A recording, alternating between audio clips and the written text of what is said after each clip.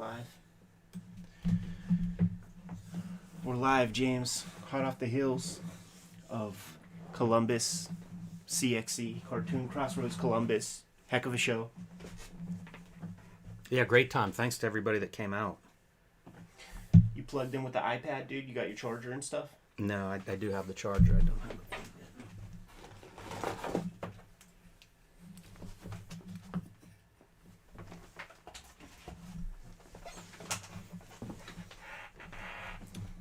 I feel like this year is like the get out of jail free for comic book shows. Like everybody's just so happy to be back in comic book conventions. Fans, artists, everybody. Sure.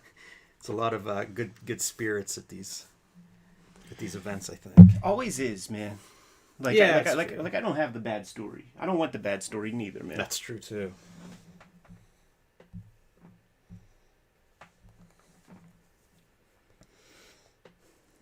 On airplane mode.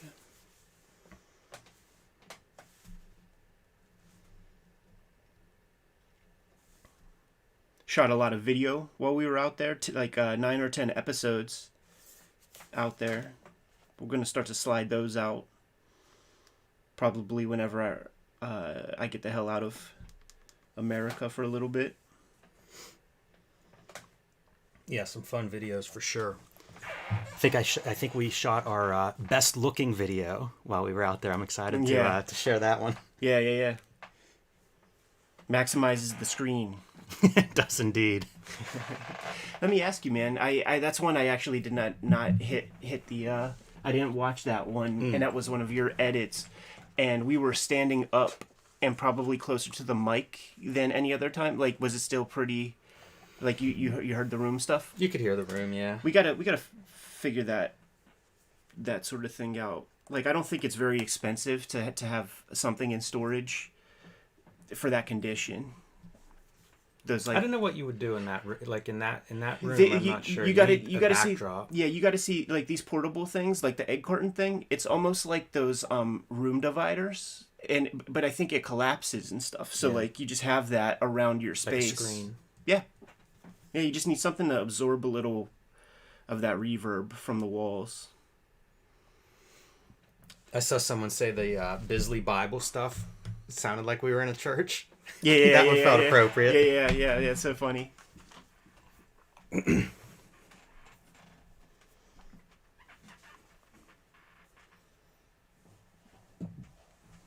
Hopefully the audio is much better with our Yeti mic. We'll find out. Yeah. If there isn't a terrible comment, then that's at least the right track.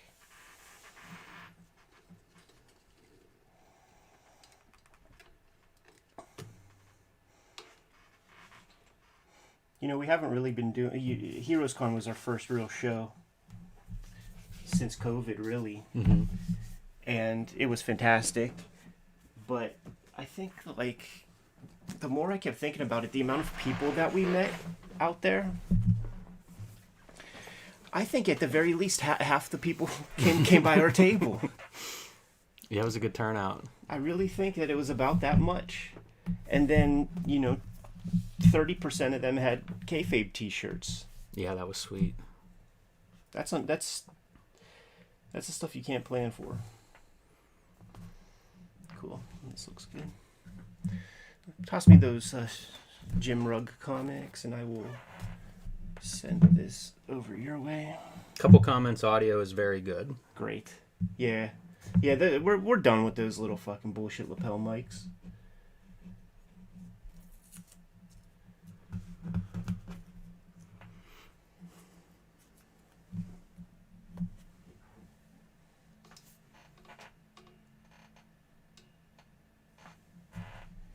Uh-oh. You good? Yeah.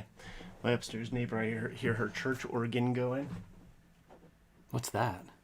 She just has like one of those electric keyboards. And she plays it in the morning?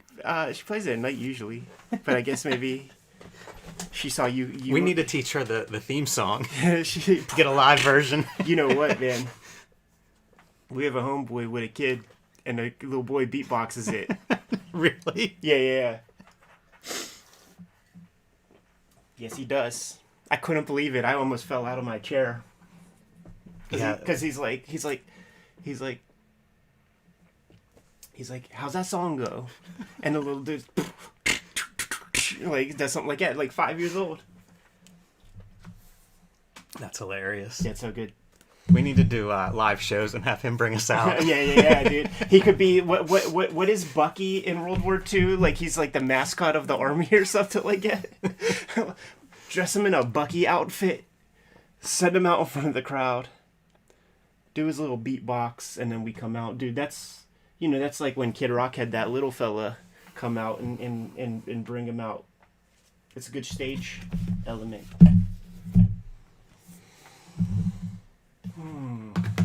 Today's your day, Ed, on Kfabetober. Sweet. It was fun watching those yesterday. Even amused the wife with some of those. Yeah, dude, there's some real good ones. The AI one, I was excited to see how that turned out, because it's the same program that Mark Frauenfelder uses, and just to see how it gets stretched is pretty cool. It's so bizarre. It is. There's certain things that are like observational in those. It is. Like, and you could tell what it's pulling from in a certain way.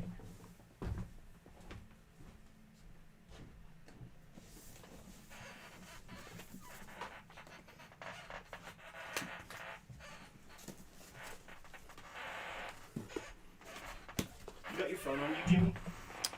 I think I put it in the box. Do me a favor real quick and tell me what the November weekend is. It's like the 24th.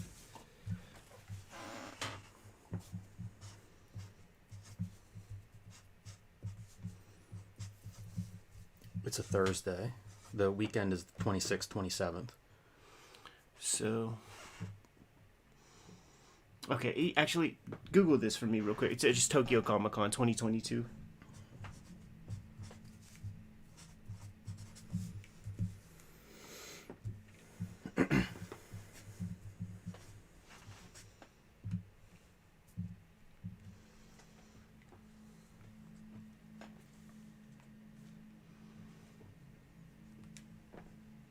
Hey guys, do you hear the organ playing? 25th to 27th. Cool.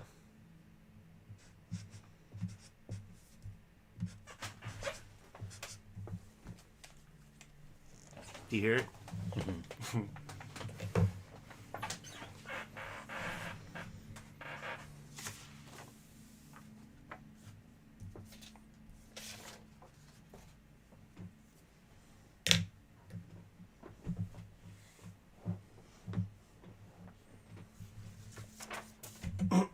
Hit it, James. Fuck it. Welcome to Cartoonist Kayfabe. My name is Ed Piskor. I'm Jim Rugg. Everything you need to know about San Diego Comic-Con is the video today, but first, some travels are underway. Jimmy's going to be at the Jacksonville Public Library October 22nd for a zine festival, and he is the man of the hour there, man. Going to give a talk and going to present all of his works. Going to be a super cool event. Baltimore Comic-Con is the genesis point for Cartoonist Kayfabe, and we are going to be out there in Daredevil fashion, October 28th through the 30th. Come stop by, say hi. You will not miss us. With the setup that we put together, you ain't gonna miss us on that convention floor. And I'm gonna be at Tokyo Comic Con sharing a table with Uncle Jeff Darrow, November 25th through the 27th. So if you are in town there, swing by, say what's up. And if you are out there in Tokyo, let me know what's good out there, what's going on, if there's any cool art shows or anything like this. Kfabetober is still underway, and these are your prompt lists. Saw thousands of images come through the past 2 weeks as of this recording session, and cannot wait to see how you guys stick the landing towards the very end of the month. Hashtag us, at us, tag us in images so that we see the stuff. We will share as much as possible. We've been traveling a little bit, so we weren't able to keep up on it every single day, but we're going to do our best. Vids are brought to you by the comic books that we make. The stuff I have out right now is Red Room Trigger Warnings, Red Room The Antisocial Network. Each of these books completely self-contained. Get them while they're hot. Murder on the Dark Web for Fun and Profit. Jimmy has Hulk Grand Design Monster and Madness, which is going to be getting a beautiful Treasury Edition format in early 2022. 23, and the Street Angel Deadliest Girl Alive reprint, collecting all of the Image comics, Street Angel comics, are it's out in source right now. Without further ado, Jimmy, there's a new book out by Fantagraphics. See you at San Diego Comic-Con. There was a video that we did. It was like a Kayfabe Weekly or something, and I presented that as like one of the things that I listened to. There was a Sirius XM oral history of San Diego Comic-Con hosted by Brink Stevens, and it was fucking incredible. They got the guys. They got Barry Alfonso, and they got Stan Sakai and Scott Shaw and Mark Avanier, all these dudes to add some weight and their own experience to this podcast. 6-parter, something like that. I think it's Comic-Con Begins. Yeah, and the guys who put that together, Matthew Klickstein, like that's the dude. So all of that work that he put into that podcast is collected here in book form. My big sort of complaint, it was a huge complaint, was that we didn't know who the fuck was talking. A lot of nerdy dudes. Yeah, well, it's like we knew, right? I know what Mark Avanier sounds like, but does Joey Jerkoff, who's clicking through XM Sirius, does he know what Stan Sakai sounds like? Does it matter? I think it does, and I've listened to enough audiobooks of oral histories where it's like, Bill Murray says, Chevy Chase says, doesn't get redundant. Obviously, that's taken care of here. But there's several books that sort of go through the history of San Diego Comic-Con. Here's a 40th anniversary book that I don't even know who put this out, but it came out through Chronicle, and it collects a bunch of ephemera and gives you like a cursory history of San Diego Comic-Con, from the 70s on forward. The Ray Bradbury stuff is pretty funny. Some of these guys who would show up early on, I think Bradbury might have been one, but it also might have been Isaac Asimov. Their rate was very, very expensive, and one of them was like, if it's a nonprofit, like I can... Bradbury. Was it Bradbury? Yeah. Well, according to the podcast. Okay, cool. Yeah, I've been brushing up on it this week, so some of this stuff is fresh. Yeah, that's the origins of the nonprofit status of San Diego Comic-Con. And thank goodness for the comic book people that when you set up a nonprofit, there's a charter that's associated with it, and you have to abide by that charter, or else you don't have the tax exemption that is afforded to you by having a nonprofit, which is a long way for me to say that if that shit was for profit, there would be no space for Fantagraphics. There would be no space for Top Shelf or Drawn and Quarterly. They would be very happy to fill that area with some fucking with OnlyFans.com. I was going to say more Transformers promo. Very, very specifically, I remember like when we lost Dylan Williams. He was near the. I always thought of us as like 300. Like the fucking Spartans, dude. Because it's Fantagraphics, Drawn and Quarterly, Top Shelf, and it's like little Bermuda's Triangle in the middle of that shit. And then there would be these like little veins. It's the main artery. There's little veins to the side. Dylan Williams is right there. And we lost him. And he was there for a long time. And we lost him. That next year, Suicide Girls. Yeah. Is who took that space. And I was so fucking... It felt disrespectful, For sure. So... We're very happy that they're a nonprofit because they have to keep bringing. They have to allow that space for there to be some comic people, actually. All these Comic-Con books, it's such a good fodder for a book because it lends itself visually. From badges to photographs, there's just so much like visual information to make these books really pop and be fun just to flip through. Yeah. So I would say that this book is now obsolete thanks to the Fantagraphics book, but the Jackie Estrada book, I think she put it out through Kickstarter, is just an incredible tome to have because we don't know what everybody looks like. Who the big ones look like. What Jack Kirby looks like. There's the man right there. Yeah, but I'll never get sick of looking at photos of him. Totally. Like whatever photos you've got of Jack Kirby, share them. Right. But it's fun to but see. Did you ever know what CC Beck looked like? No, I didn't. I didn't. It's very true. The one of the things with the Comic-Con history is how much some of these heavy hitters added to the legitimacy of it. Like when Kirby comes to the West Coast, it kind of realigns everything whenever he signs on to this kind of thing. Like, you've got your Michael Jordan spokespersons, you know, selling Comic-Con. Right. And especially for, like, a fan-started organization, you know, that's a real legitimacy when you get the pros to show up and talk well about it. So you freshly listened to some of that Comic-Con documentary podcast. One of the questions that I always had was, like, what's the tipping point? How did Hollywood sort of invade? And one of the illuminating things was that it always kind of was there. Yes. And it was based on maybe Star Trek fandom. And in that documentary, they sort of cite the fans as bringing that show back. Like, the fact that it got syndication, and the fact that there was, like, new Next Generation shit.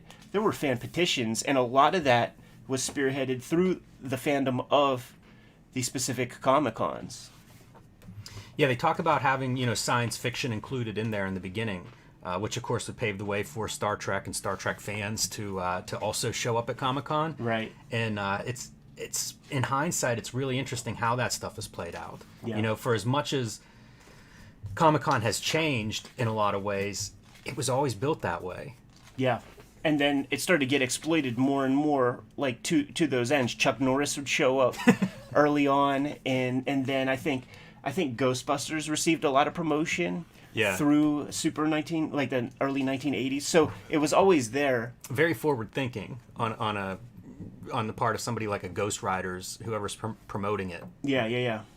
Before that was the norm. I remember my first Comic-Con, and I can't remember the year exactly, probably early 2000s, and there was just a giant trailer, like a tractor trailer, just the trailer parked there, and it was like Transformers on the side of it. It might have been before they had done anything hardly, except they knew it was coming out in a couple years, so park a freaking trailer in the middle of the floor.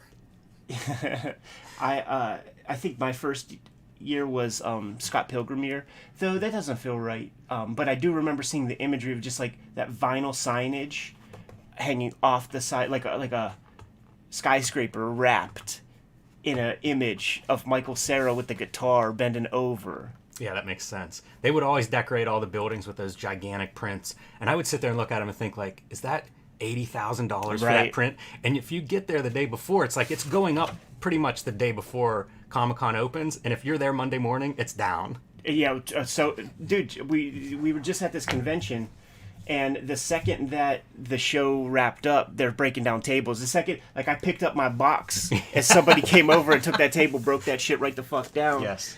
I went to Comic-Con a couple days early the last time I was there in, like, 2015 to be a part of the, you know, choose the best retailer of the year award. And I went to the same place for breakfast every day. And Monday and Tuesday, the breakfast cost one price. On Wednesday, which is that preview day, it went up 50%. $10 breakfast turned to a $20 breakfast. Well, it's supply and demand, right? A lot of demand on Wednesday. So this is that new book put out by Fantagraphics. Full disclosure, Fantagraphics, publisher of the greatest cartoonist in the world, including myself. So it is my humble publisher who put this out. And like I said, man, the Sirius XM podcast that you may have listened to or may not have, a lot of the transcription is included in here, plus a whole lot more. And the off the bat, the graphic design of this thing, perfect. They did everything they could graphically to give it that fanzine feel, but keep it extremely legible. Mm-hmm. So, you know, you're kayfabing it. You know, you show the type, the typewriter paper, but you have just the perfect font chosen to maintain legibility. You know, we're not gonna go full ham and like make dittos of every single page of this and then scan those in. That would be too much. I have to hope that was an early draft, and they're like, let's make it more accessible. Right. Yeah. Can you imagine reading 500 pages of this with, like, if it was like a light blue? Yeah. But in the same way as the other books, all the photos that you saw, this thing is rife with imagery, and it's beautiful imagery. It's so crisp. The paper choice that they used is fantastic for the subject matter. Like, look at that, dude. That's pretty fucking sick. And then you have kind of color blocking, so you can get to specific. Yeah, I'm a big fan of that design feature. It takes advantage of the edge of your paper. Yes. To actually function. I don't know that this will be the last time we look at just this book, because I could see us doing an episode per chapter. Oh yeah, that'd be interesting. Now that sounds daunting when you look at it this way, but the type is big and readable, and there's a lot of imagery throughout. A lot of graphics. I think you could get through a chapter in an hour or two. Bill Shane's so the first part is the characters, and it's just mini bios on different people who touch the industry. It's really interesting too, because Comic-Con is almost used as the I don't want to say a MacGuffin, but a device to sort of talk about fandom, comics growth into other media. Like Comic-Con is kind of the central line that runs through it, but there are a lot of other ideas about how these things spread throughout and permeate our culture. So you really do get like the Shanies and stuff, like you get this background on Pacific Comics, direct market, creator rights, like all these different pieces that contribute to the growth of this.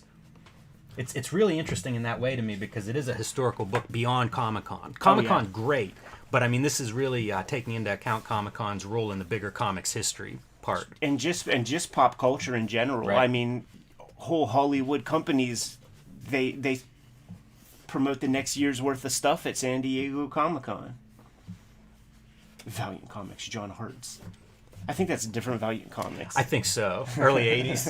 I think Valiant was what we know then. Lee Morris, we just saw her this weekend. Yes, yeah. It's interesting seeing some of these people that have been around comics for decades and decades, and you get to track them with a book like this. Absolutely. And Lee Morris, West Coaster. Right. You're going to get a lot of West Coast imagery here, just because... That's what you use, local talent. You need a flyer, you need a sign, you need anything. You're going to go with whoever's nearby. It makes me so glad that we asked Jim Valentino Comic-Con specific questions when we interviewed him, because he was there. He was one of the kids. He was one of Sheldorf's kids. The scene is the second part. Yeah, anytime we talk to old timers who did go to Comic-Con decades before us, it is fascinating to hear how that evolved. Right. And everybody's there. Everyone you can think of, there are pictures of them at Comic-Con. Absolutely. Like people you wouldn't expect, Crumb, like people you would not expect to be a part of this. I hope we see that image. There. He's like literally falling asleep at his table.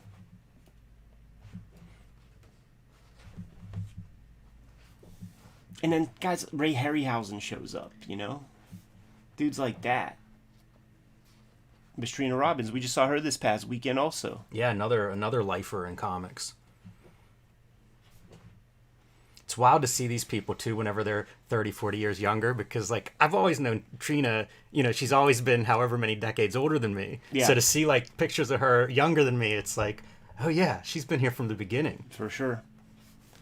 The plot, this is probably the section that starts to get into the Ray Bradbury stuff. Look, man, you got Forrest Ackerman, the creator of Famous Monsters of Filmland. You could imagine he would be a big part of that. Big player in this origin, in this history. Uncle Forey. Uncle Forey. At the Acker Mansion.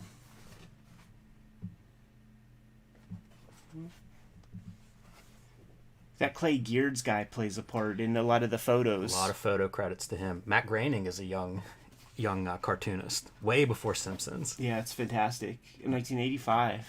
They've done such a good job, Comic-Con, over the years of really bringing everybody in and representing comics from, virtually every side. Absolutely. There is the section where the mangaka come. In the Jackie Estrada book that we looked at, there's the whole bit. You see Go Nagai, you see Monkey Punch. Yes. I was looking throughout that book, and it doesn't have that photo. It's Jackie Estrada's photos. Mm-hmm. But there is a photo out there with Kirby and Tezuka in the same flick. And that's, it's fantastic. Look at the bros, man. Yeah, man. So much attitude in that photo. Yeah, these are dudes that you know, when you're attributing your stats to create your cartoonist character, like they never punted life. Like these are legit guys who didn't go all in on just craft, but it just turns out they have amazing craft. Yeah. Yeah, there's a range of like how nerdy you look in the photos. Those dudes are not on the nerdy side. No. Sherry Flanagan, man, she was super important to me. Trots and Bonnie, because she's in Comic Book Confidential. That's the other thing, as you read a book like this, and as you get more into comics history, the crossover, you know, like the same names are appearing in all of these places, so it's almost like you're just filling out who these characters are the more you read different sources. Ken Casey. Yeah, what's he doing there? There was something, like, I swear to God, like Timothy Leary was in the photo. Yeah, I'm trying to think of who did stuff with Timothy Leary, because I feel like that's a name that has been referenced in comics and different things, probably underground stuff. I would bet. And I think he's written intros to stuff. Like, I think he wrote an intro to Robert Williams' book we looked at. One of my dad's favorite actress, Sybil Danning, from The Howling. Yeah, supposed to be the star of Black Diamond that never quite came to be, but AC Comics did publish tie-in comics. That is right, man. Cool Paul Galassi covers on there. Makes sense, man, that Warren Beatty would promote his Dick Tracy flick at San Diego Comic-Con. Absolutely. That's that art, I feel like, sums up comics.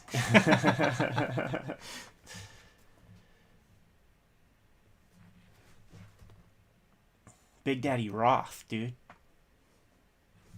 Captain Sticky, that's a name that comes up, and it comes up a lot in that podcast, I feel like. I seem to remember. But this is a book that's fresh out, gives you the full scoop on San Diego Comic-Con, the history, the people involved who made it what it is.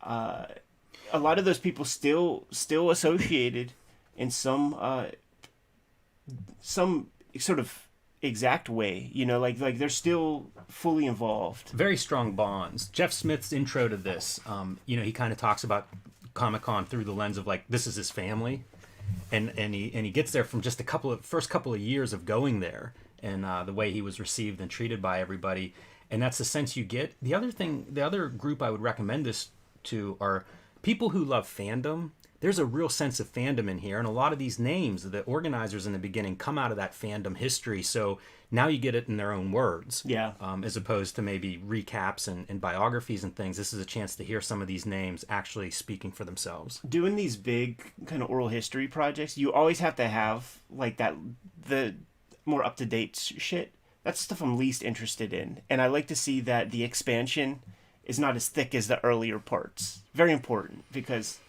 we know what it is. You know, you could write the book on the current San Diego Comic-Con later when you have more retrospective vision. But you got to have it in there. And it still seems like, you know, I'm not seeing like just all Twilight imagery and Walking Dead nonsense. You know, it still has the players. Maybe that's in the future. Right. There's in the beginning they're talking to the Shanes brothers about how they began. And it started out, they bought like 900 comics off of somebody for $50. And it was like old 50s and 60s books, you know, would have been, I guess in the 70s, maybe late 60s. And within a couple of years, they were doing hundreds of thousands of dollars of mail order out of their parents' house. Yeah. And opened up their store while still in high school, where they had their classes loaded into the morning so they could then bike to their store and open it at noon each day. Yeah. That's the history that I love. For the early comic retailers, that's the move, man. I encourage everybody to check out Bob Beerbaum's posts on Facebook, and you know, he would talk about going to these shows, flipping some comics. One of the recent posts. Yes, I just saw one. I bet I know what you're going to say about buying original art. $1,200, hundreds of pages. $5 Ditko Doctor Strange pages, complete stories from Neil Adams, $5 a page, and he bought all that work. And they basically hitchhiked back home because they put in that investment, and they put all the money that they made at the convention to buy all this art. Barry Windsor Smith pops up in the comments. how did so and so get hold of Jack Kirby pages? That's the thing. Like, you read about, he lists like who he bought these pages from, and it's not Steve Ditko and it's not Jack Kirby. You know, it's some editorial people from Marvel. Like, there is that dark side of it, for sure. Yeah. But I don't know how you'd resist that artwork. You know, seeing Wally Woods and stuff like. And there's just not information out there right then. That's true. You know, like. They didn't know that they were complicit in stuff. And the way it works now, people shut their mouths about the fucking black market Jack Kirby pages and the black market Steve Ditko pages they have. Like, they don't show those off to just anyone. And a lot of coverage of that in here, because whenever Kirby was trying to get his artwork back and was embroiled in that mess with Marvel, San Diego Comic-Con was a battleground for it. Yeah. Because you had all the parties there, and you had people wearing the shirts, give Kirby his art back and stuff. So it's fun to think of Comic-Con with those moments, too. Yeah. You know, where it was a chance for everybody in the business to get together and talk about some of these issues. That's the fun part, too, is like there's a lot of fandom, but it's also professional industry get-together. Like, where else are all these people getting together? You need the appendix to be voluminous. Like, you could have fucked up the whole game, dude, if you didn't have a solid-ass appendix for this book. And I think they did things right. They really did. This is a book that I always wanted to exist.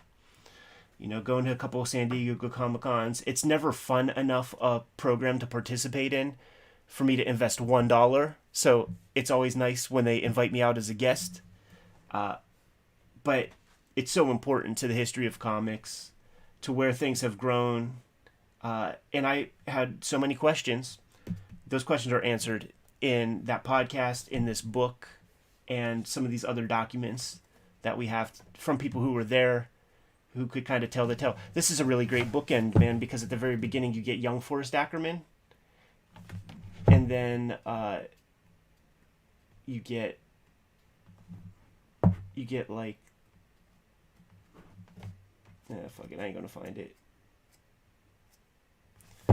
And then you get the old Acker Mansion in the back. That's a smart move. Yes. Reminiscent of that Kirby King of Comics, where you see him drawn at the table in the inside end papers, and then you see just the table at the back of the book. Fucking wild guy, man. So there it is, dude. See you at San Diego. Transcription of the Sirius XM podcast series with lots more information. The geeks have won, Jim. Oh, yeah. The geeks have won. It's a good time to be alive, if you're one of us. Good to go? I am. Kfabers, like, follow, subscribe to the YouTube channel, hit the bell. We'll notify you when new vids are available. Jimmy, tell the people what's out there, man.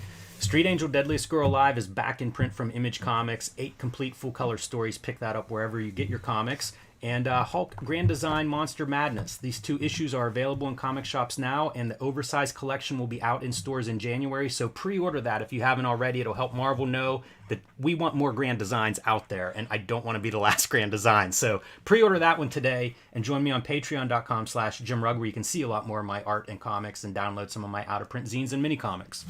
Red Room Trigger Warnings and Red Room The Antisocial Network are out there in stores as we speak. Murder on the Dark Web for Fun and Profit is the name of the game. Every issue completely self-contained. Each of these books collects 4 issues. Each book reasonably self-contained with 60 to 70 pages of extra material. I'm serializing new Red Room comics on my Patreon. $3 gets you the archive there. Includes all of this stuff, plus the new material that'll see the light of day in 2023. Just $3. Hit up my link tree in the description below. You'll be able to get to all of these links. What else do we have out there, Jimmy? Subscribe to the Cartoonist Kayfabe newsletter at the links below this video. You can also find Cartoonist Kayfabe t-shirts, merchandise, fanny packs, and more at our spread shop at the links below this video. Another great way to support the Cartoonist Kayfabe channel. Given those marching orders, we'll be on our way. Make more comics.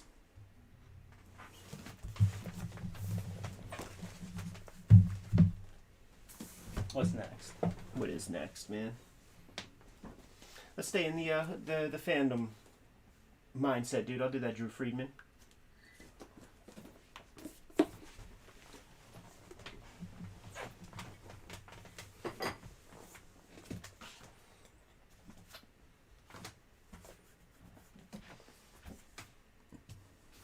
I actually did not plan this, but got this Drew Friedman shirt that I'm rocking, literally coincidentally, because I knew we were going to be in the stream. That's good. It is.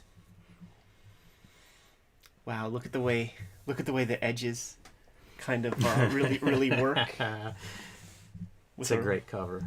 You know what? I think we should probably use color for this one. Okay. So you know what? I'm just going to hold off for a second. Let's do soft cover 8-ball.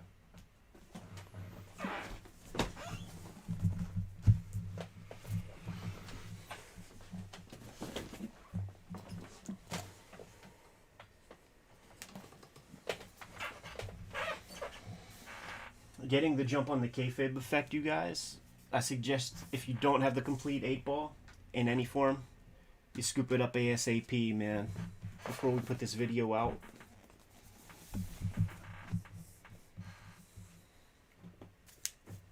Yeah, hit it. Welcome to Cartoonist Kayfabe. My name is Ed Piskor. I'm Jim Rugg. And Jimmy and I are going to be doing some traveling this year. October 22nd, Jimmy's going to be at the Jacksonville Public Library for a comic and zine festival.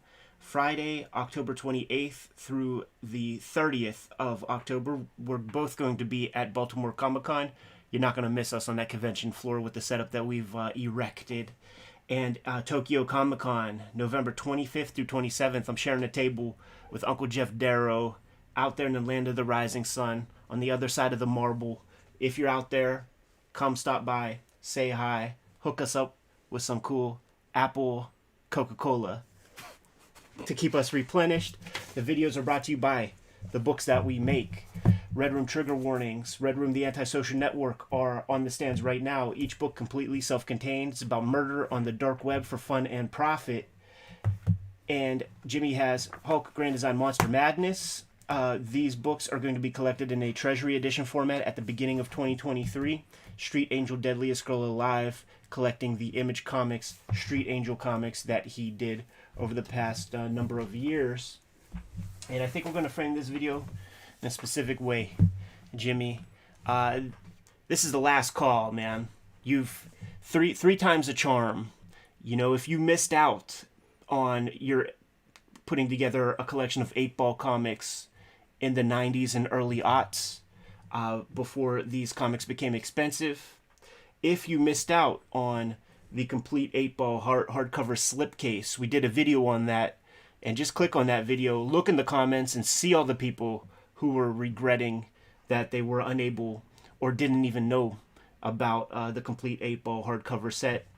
This is fresh out on the stands, man. Full disclosure, Fantagraphics is my publisher, but they also are publishing some of the best comics to come out in America. This is absolutely no exception. And third time's the charm. Very accessible, $50 book collecting basically a decade's worth of Dan Clow's extremely meticulous comics. And you're getting some fresh artwork to wrap up all those comics in the bun here. I've said it before. This is my Desert Island comic book series. Yeah. There's so much variety across these 18 issues. If you're stuck with one set of comics, to me, this is the series because of that variety. So you're getting several graphic novels in here. We've looked at some of those outside of 8-ball, like Pussy. We haven't looked at Velvet Glove yet, have we? Did we do a video on it? We've not, but that's in here completely. That's one. Ghost World. Everybody's aware of Ghost World. That's in here in its entirety. So it's amazing what was in these issues. And I started buying these before the series ended, and they just blew my mind. Yeah. Because you would get short strips on like letters pages, which are all in here, and that's awesome. But it was a complete experience from cover to cover, and that's what you're getting here. Completely reprinting everything that appeared in the original series. So if you did miss out on that series, this is a great collection. Absolutely, man. I was marveling at just the inside cover treatments, the fresh stuff that Dan put together for this issue, and the dedication to Kim Thompson. Not your best issue. Yes. Like this sums up Dan Clowes as a cartoonist, right? Like he's able in very simple language, able to distill a whole idea. And the legend of Kim Thompson, and certainly some of the one major experience I had with him, plus all the stuff you read in Comics Journal about the personas that Uncle Kim and Uncle Gary had. you sum it up in what, 4 words? Yeah, it's awesome. This whole thing is sharp as hell. This first issue cover, so this is all the same paper stock, which is a little bit different than the hardcover and obviously different than the original issues. You see like the color, where it's overprinting and stuff on his hair, alongside of her face. And that stood out to me because like on the covers, I don't notice it. I think it's there. It probably is, but there's something about that coated stock or something where it wasn't as apparent to me. And maybe I haven't scrutinized it that much either since back in the day, but it's kind of interesting to see these in just a slightly different format. Yeah, for sure. It's a different experience. Like we were talking about this at breakfast with Eric Reynolds, the co-publisher of Eightball, and I was talking about how, wrapping it all up into one book, it creates a different context for new readers who could think that this is a book that a guy made, and not realize that maybe 10 years of toil went into putting this object together. It's a different reading experience than the hardcover box set, which feels very, it still captures some of the grandeur of the accomplishment, and then certainly when you get the individual issues, like that probably maximizes it a lot, because you understand, certainly as a maker, 18 different comic books at that high level of craft. Something about when you put it all together in a single unit makes it feel like of a piece. Just under 8 years publication wise. So, probably 8 years if you count the lead in time before that first issue is published. It's pretty remarkable when you break that down. Like, that's a guy who's really going for it. It may not seem like 18 issues is that many across 8 years, but the variety and the level of craft. You just watch it grow and expand and get deeper and deeper. No shortcut on any of these pages. Yeah, absolutely not. I was staring at this, just knowing that he's using those color Zipatone screens that you would put down like on like a blue line, like this black. And we did a complete, the Dan Clowes Studio Edition. Mm-hmm. There's a Dan Clowes playlist that you guys can click on to check out all the Clowes videos we made. But looking at the Studio Edition, you get to see some of the color guides and things. And you just cut out these stickers of the various colors you want, put them down on the paper, and then you have your black acetate on top. It's just whenever it gets separated in the actual printing process that overprinting will show up. And there are notes, you can see kind of on the edge of the page here where there's a slight different color. These are short notes, but some insightful notes, and he talks about color process in those notes on each issue. So this is probably like where the bifurcation was with the hardcovers. Yes. Yeah, I think that's how it is, because we're just getting the first batch of issues, and then there's a second set of notes for the second batch. Yeah. And I'm pretty sure that follows the hardcover split. Yeah, it makes so much sense, man. Whenever they were putting together the hardcover set, 16, 17 different paper stocks, because you're getting the glossy stocks for the covers, the different paper stocks over that 8-year period of the guts of each issue. And I was out in Seattle as they were doing that math problem to try to figure out how to make the complete 8-ball work, and everybody was stressed. Yeah, there it is right there. Some of that color process you were talking about a minute ago. Yeah, there it is right there. So when we talk about, well, actually no, that's blue color for that ghost character, but you could see like the line art is a blue on a lot of this stuff. Yeah, it's something we say blue line process, and what he describes is he would go to like a Kinko's or some kind of office reproduction store, and he would get a film positive of the line art made from his drawing, and then he would get the very light blue line art printed on a page, and that's what you're seeing here, and that's what's known as like blue line process. There was also a gray line process. I don't know that Clowes used it, but it was one that was used by some of the publishers in the 80s that were trying to figure out different color techniques. So I'm working on some color techniques myself, man, and I'm going to be using marker, color pencil on this comic I'm working on right now.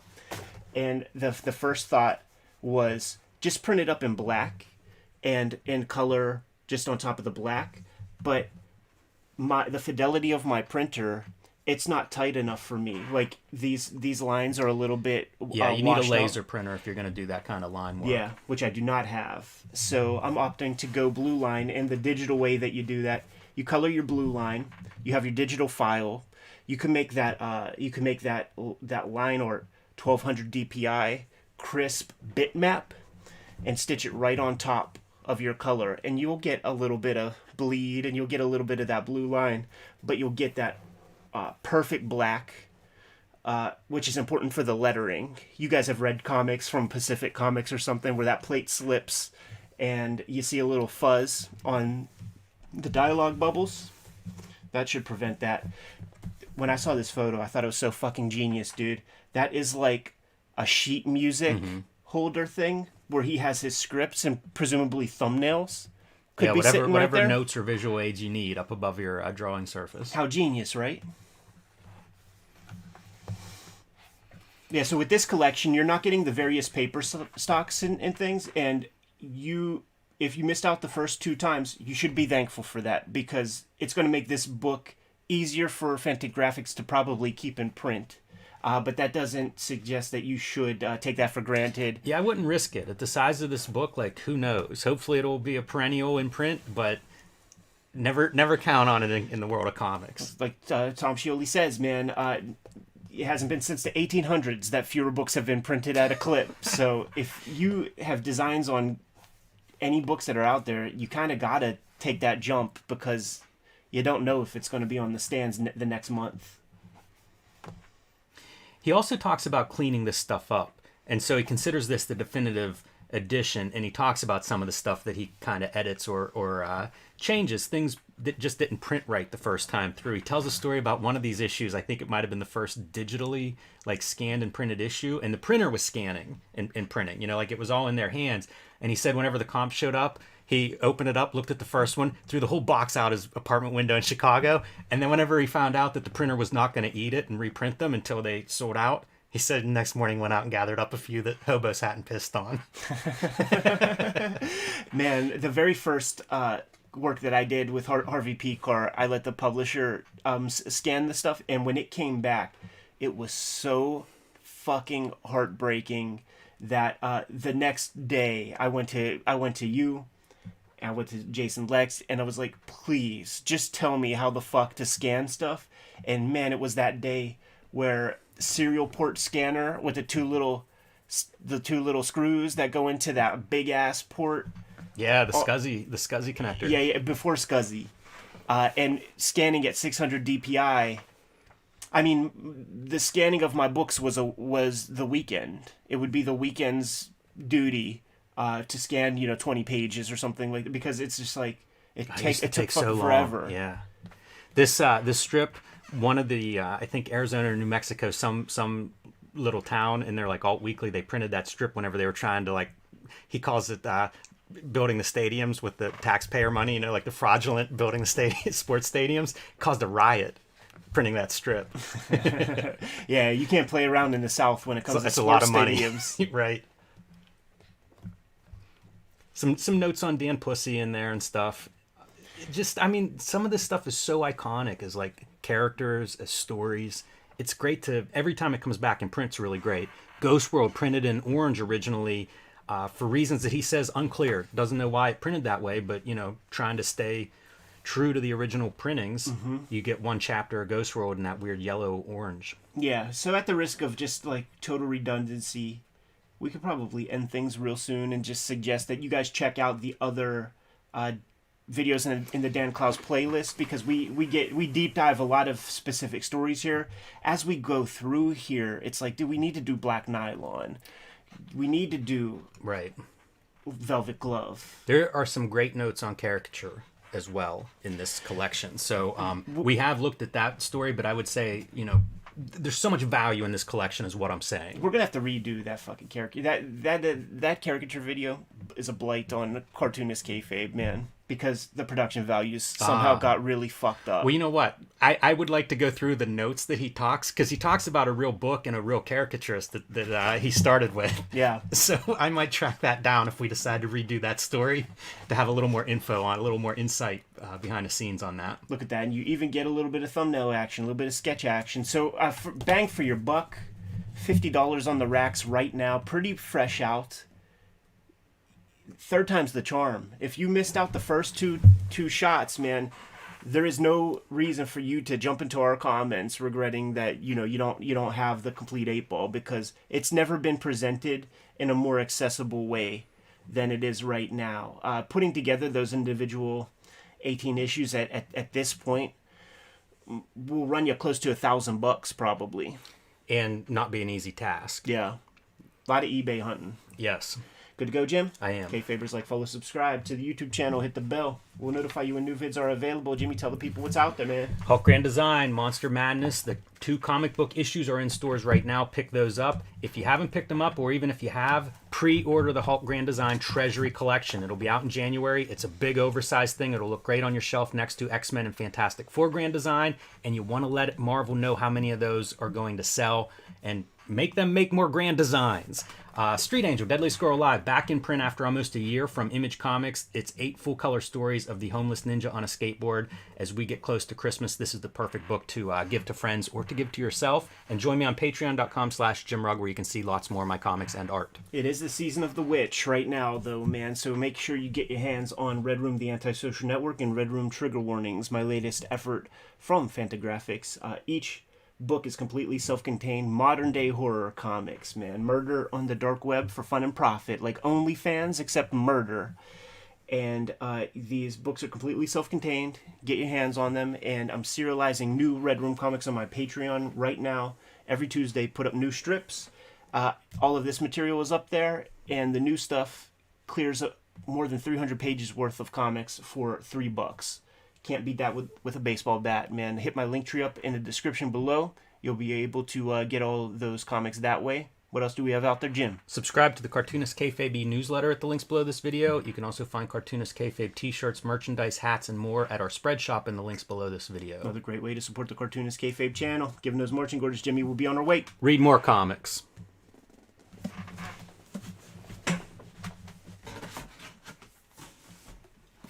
I have this 8-ball collection, dude. I have some of these stories in 4 or 5 forms. Sure. Sure. I have Jack hooking me up with that Love and Rockets, man. We're gonna do an episode. Be sweet. Yeah, we're gonna do an episode on that shit at one point, man. And 10 different places, some of my a lot of Love and Rockets. By the way, to the Cartoonist Kayfabe faithful out there, I am looking for Love and Rockets 24, the great Jaime, the greatest comic book cover of all time issue, and that will complete my volume 1 of Love and Rockets originals. So if anybody has an extra, you know where to send it. P.O. Box, and if you don't, P.O. Box 3071. You looked on eBay? You know what? I haven't tried hard to track it down. It's so simple. It's findable. It's findable. Yeah. But... yeah. Let's do this. I filled in some gaps this weekend, which is what has pushed me to, like, at this point, I'm going to have to pull the trigger soon somewhere. Yeah. Because I can't have that hole in the collection. We should probably frame this with color, right? Yeah, like that would look real nice with color. Let's just do that. Do you want me to do the flip on it, and we could do Kung Fu before we switch? Because Kung Fu will be a black and white.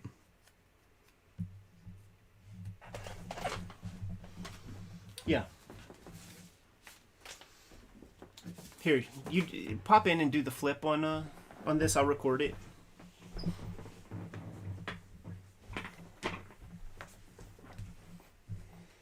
Because this is one that I just couldn't read it. Man. I looked at the art. I'm going to compliment the writing on this one. Yeah. And I'll talk about Mort Weisinger's editorialism. And how there shouldn't be more than 200 words on a page. Yeah, this is a time period when they're writing a lot of words. Making those letters, man, carpal tunnel. Yeah. I feel like every issue is kind of the same, too. There's always some weird, like, opium, drug, fucking mavens and stuff. I can't speak until we hit that record button. I do think I have issue 29 So like I have to look through that because of the reveal is everything, because it's that villain with the two knife hands that makes you ask that question. How does one wipe their behind? I think this is your water, Jimmy.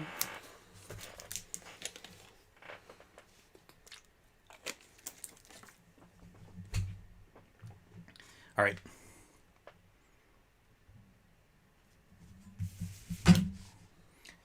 Hello and welcome to Cartoonist Kayfabe. My name is Jim Rugg. I'm Ed Piscor. Before we dive into today's video, I want to call attention to our travels in October. October 22nd, you can find me in Jacksonville at their public library for the Comic and Zine Fest there. The end of the month, October 28th to the 30th, we will be at Baltimore Comic Con, the birthplace of Cartoonist Kayfabe. And you can find Ed and Uncle Jeff Darrow at Tokyo Comic Con, November 25th through the 27th. It is also Kfabetober month. So if you haven't started yet, start drawing. A lot of great prompts here. We're about halfway through the month, and it has been amazing watching everybody's drawings come in. Hard to keep up with all of them. I looked it up the other day, and there were over 5,000 hashtags for Kfabetober. So keep those drawings coming. It is amazing to see. And show off, man. Take a bow if you guys are out there and you're part of the creative community. Do some drawings, tag Cartoonist Kayfabe, and let everybody enjoy it. Cartoonist Kayfabe is brought to you by the comic books that we make. Ed Piscor's Red Room, Trigger Warnings, and the Antisocial Network are both in stores now wherever you buy comics or find books. Pick those up. They are self-contained, so you can start with either volume and get a completely satisfactory story, and available now everywhere.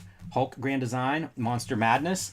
This is a retelling of the 60-year history of the Incredible Hulk. Both issues are out today in comic shops, and there'll be an oversized collection, fluorescent green. You can't miss it in January, but you need to pre-order that one now so that Marvel knows how many to print. Street Angel, Deadliest Girl Alive, back in print after almost a year. 8 complete stories of the homeless ninja on a skateboard, perfect for the action comic fan in your life. And speaking of action comics, one of the best out of the 1970s, The Hands of Shang-Chi, Master of Kung Fu, and the reason we're looking at this, Paul Gulacy. Probably one of his first big achievements in comics was his artwork on Master of Kung Fu, and I don't want to linger on the cover since that is not Gulacy, and we are here for his mark.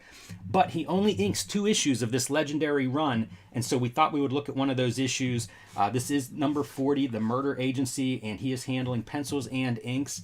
And man, comics didn't really look like this. He really set a tone for this comic, and everybody else who worked on this comic, they had to rise to Paul Gulacy standards. We're talking Mike Zeck. We're talking poor Gene Day.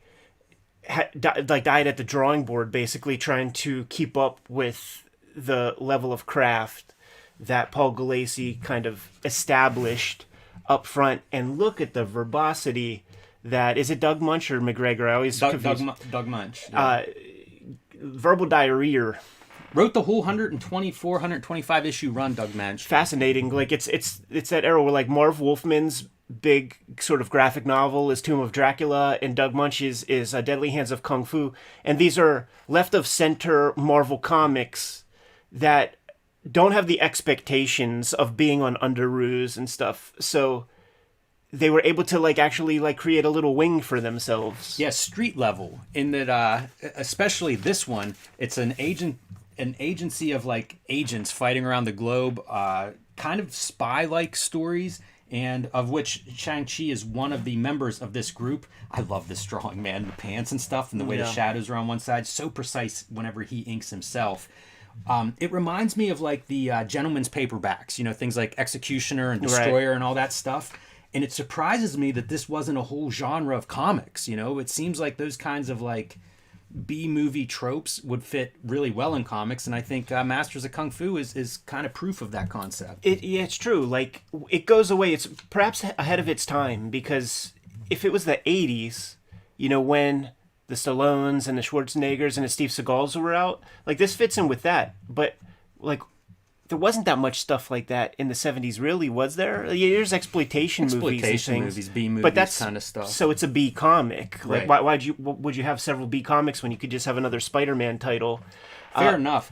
Gulacy strikes me as a guy, we've heard of a few comic book artists who aren't that into the superhero stuff. Yeah. They don't want to draw that. And I wonder if that's something with Galassi. I've never seen that written about him. Feels like it, right? But man, yeah, this is like in the tradition of a Steranko shield, where it's, I hate to say regular people, but it's not superheroes. It's like Chandler. Like if we want to be specific in a certain way, because the sort of craft level is kind of that level of Steranko in terms of how it's informed.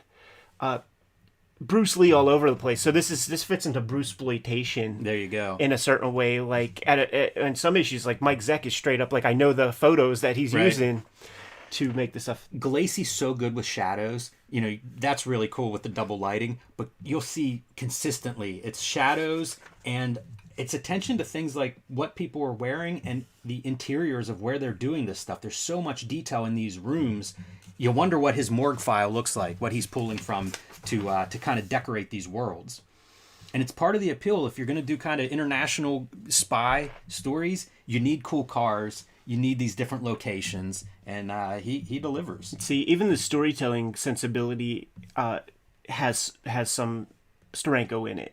That's a great sequence. I forget what that's called, where you kind of extend your backgrounds, but it's such a cool sequence of the drunk dropping his beer bottle and our guy that's coming to recruit him. He's got to bring him back for another job. Unless you are doing it, you don't understand how hard it is to draw an accurate looking bottle in perspective, let alone 3 bottles on the same plane to make it feel like it's rolling. You could screw up these ellipses so easy. Here's the other thing. Whenever you have this many words, it's talking heads and exposition. How do you make those pages look exciting? Thankfully, it's probably Marvel method. So Galassi, at this point, he's been working with Munch a little while for sure. So he knows about the verbosity.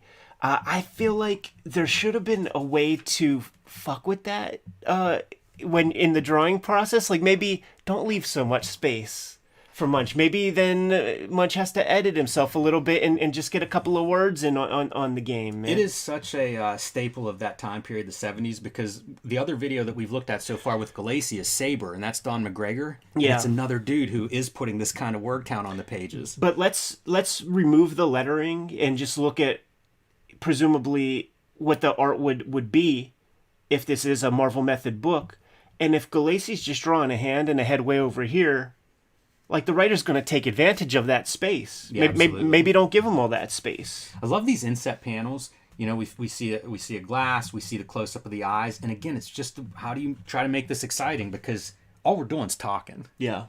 So a lot of pressure on that artist to deliver something that looks really cool, like this, like a ship, with those cranes that load cargo in and out.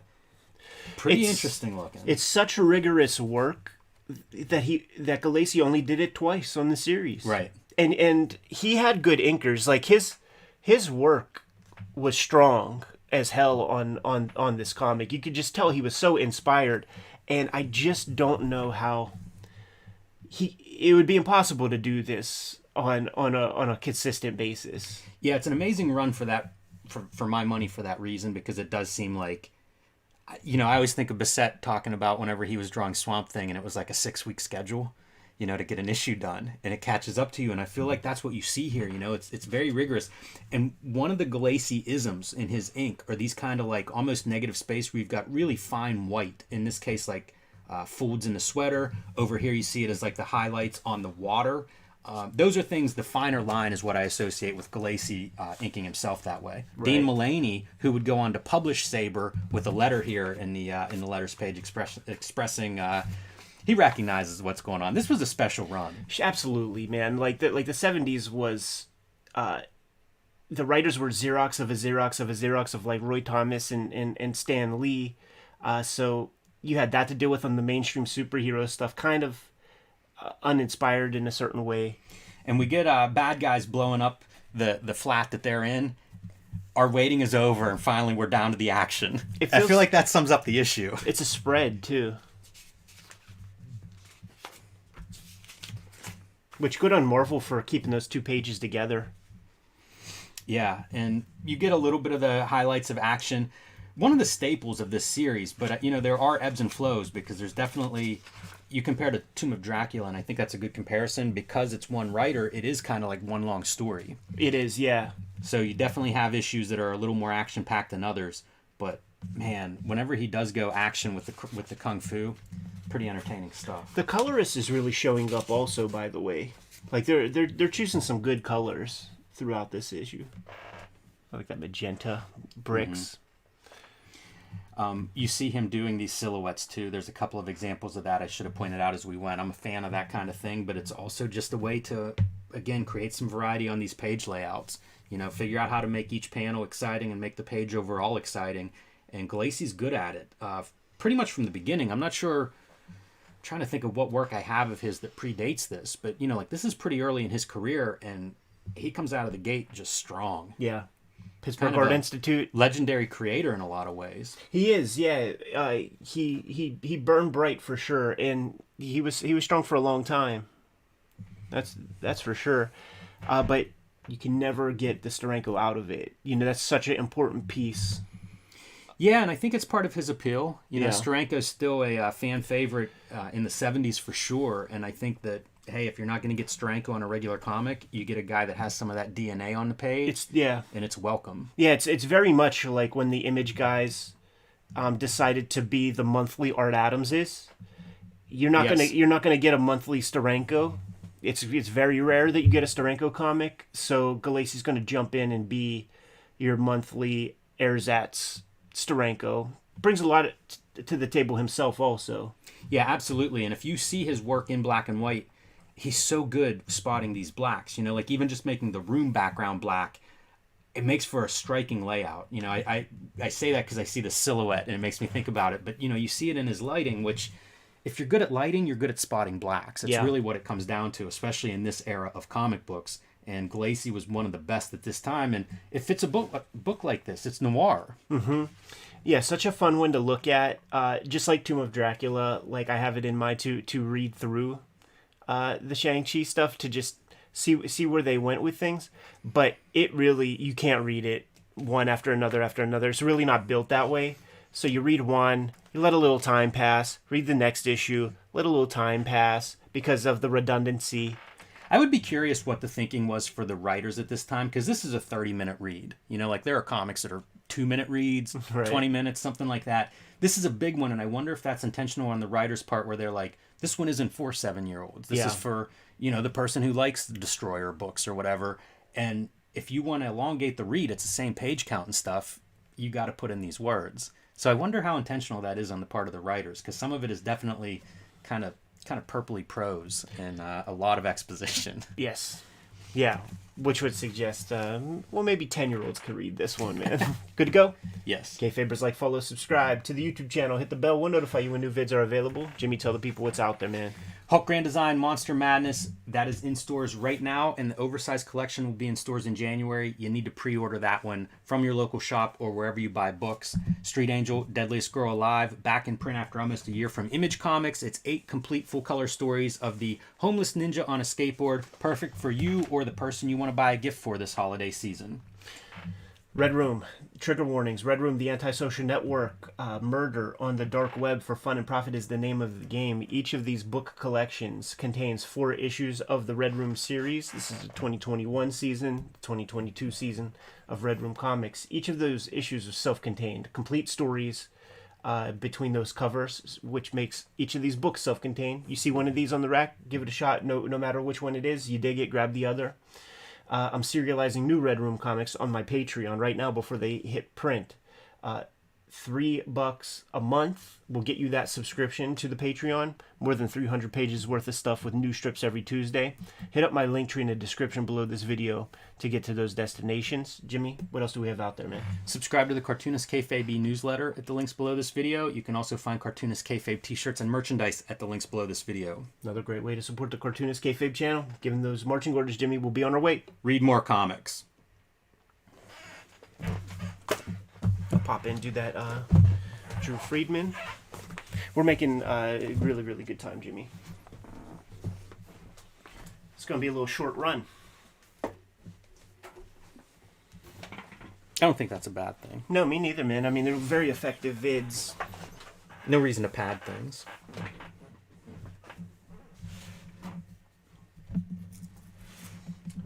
when we did the you stitch in the Zafino stuff. Yeah. And it's that old work that we did. We have gotten so much better on the mic, man. We have. That's a good episode, though. I'm happy with that one. Yeah, I've been wanting to either make that live or do another Zafino, so that kind of scratches the itch. I'm gonna play with the title a little bit more because we have to communicate that there's some fucking original art that we're looking at there. Same with the Toth. Never before seen Toth, including a piece of original art from something like that. Because that makes it extra special in my mind. And we have a bunch of people on the channel that would want to see something like that. Like that would get it. It's not going to turn somebody off. That's if true. You're like, you know what? Fuck your original art. Though you never know. You see some weird stuff in comments sometimes.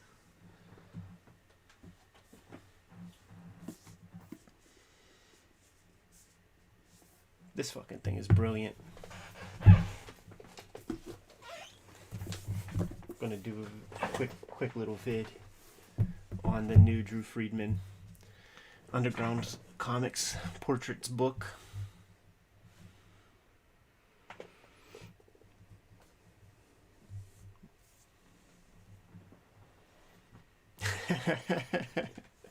That's funny.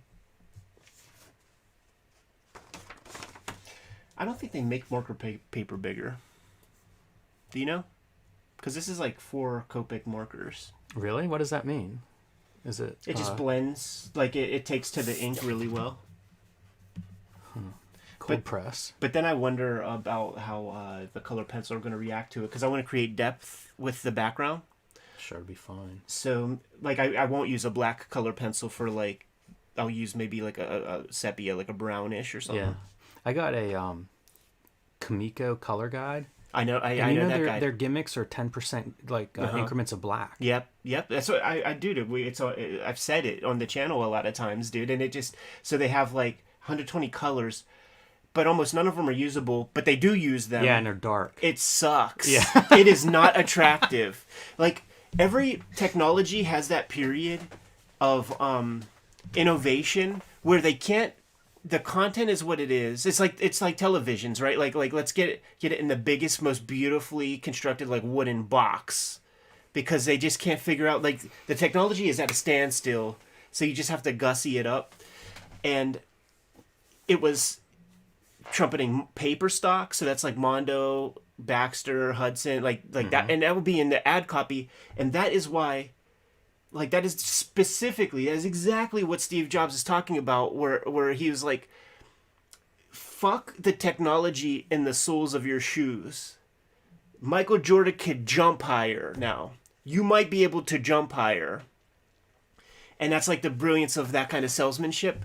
Nobody cares about that. Like, who gives a fuck about Mondo and Hudson? There's no sales dudes in comics. Yeah, 100%. At that time, because, like, who gives a fuck? Pass my water over here. Why would I give you your water, Jim? I'm fired up. Yeah, I didn't want to interrupt that.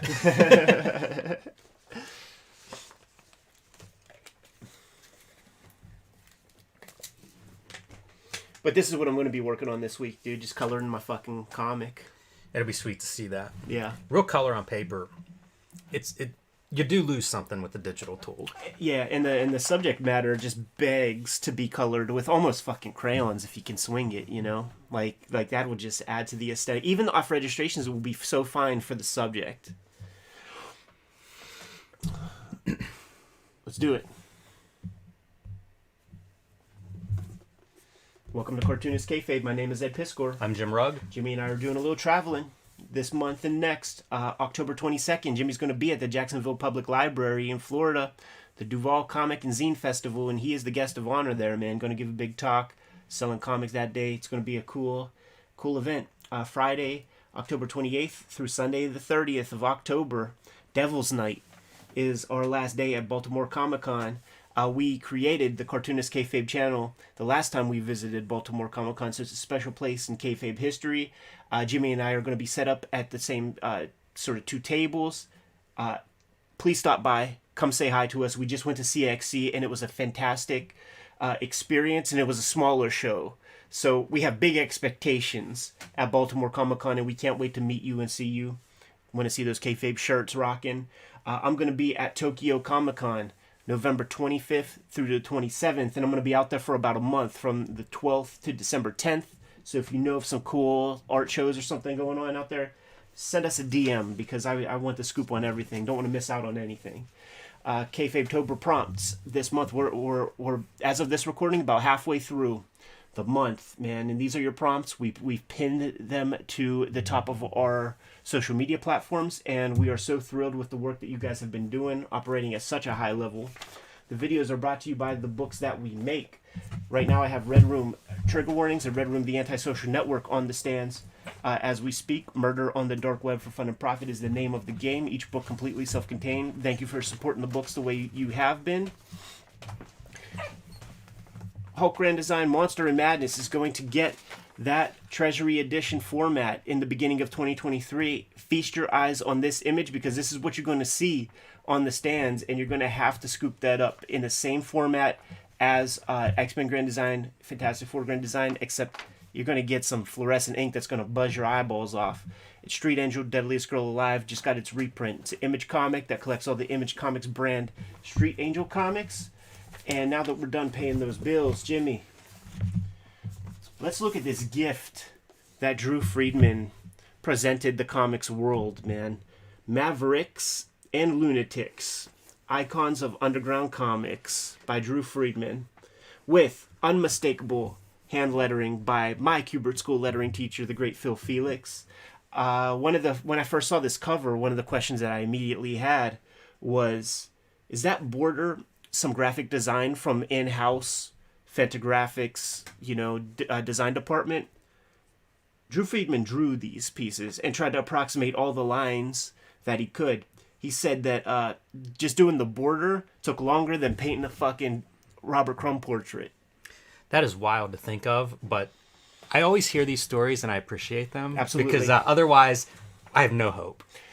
Jimmy, I don't want this stuff to be too easy for any of these guys that make it look amazing and easy. Jimmy, before we get into things, man, let's play a game. Starting top left. If you can't name the character, name the artist and or the character, starting with this big eyeball. Rick Griffin. Yes, sir. Eileen Kaminsky. Yep. Gilbert Shelton. Wonder Warthog and the Fabulous Furry Freak Brothers.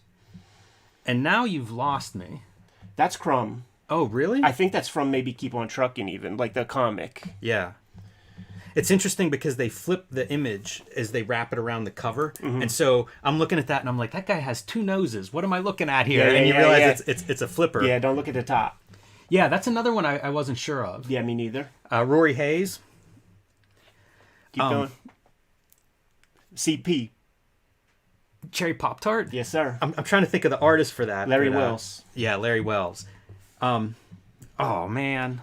I know this, and it's... Double B. Binky Brown. Binky Brown, Justin right. Green. Yes. All right, man. Now you might educate me on this one. I don't know this one. I think it's Trina. Yeah, probably. Yeah, it looks like her line work. Cheech Wizard. Yes. Sherry Flanagan? No, this one is Wendell by Howard Cruz. Yeah. I have some of those. That looks like more Crumb. More Crumb, and that is specifically Harvey Kurtzman. Okay, I think it's from his intro to like some Harvey Kurtzman, like Kurtzman comics. Trash Man, by the way, everybody out there, if you don't know Spain Rodriguez's Trash Man, we have a good video on a really nice edition of that, so go check that one out. We got a Cheech Wizard video. We got a Fabulous Furry Freak Brother video. Keep going. Skip Williamson? This one is... Jay Lynch? It's Jay Lynch. Okay. Nard and Pat. Yeah. More Crumb? The Snoid from Sheboygan. And I That's your Sherry Flanagan. Okay. Trots and Bonnie. Yep.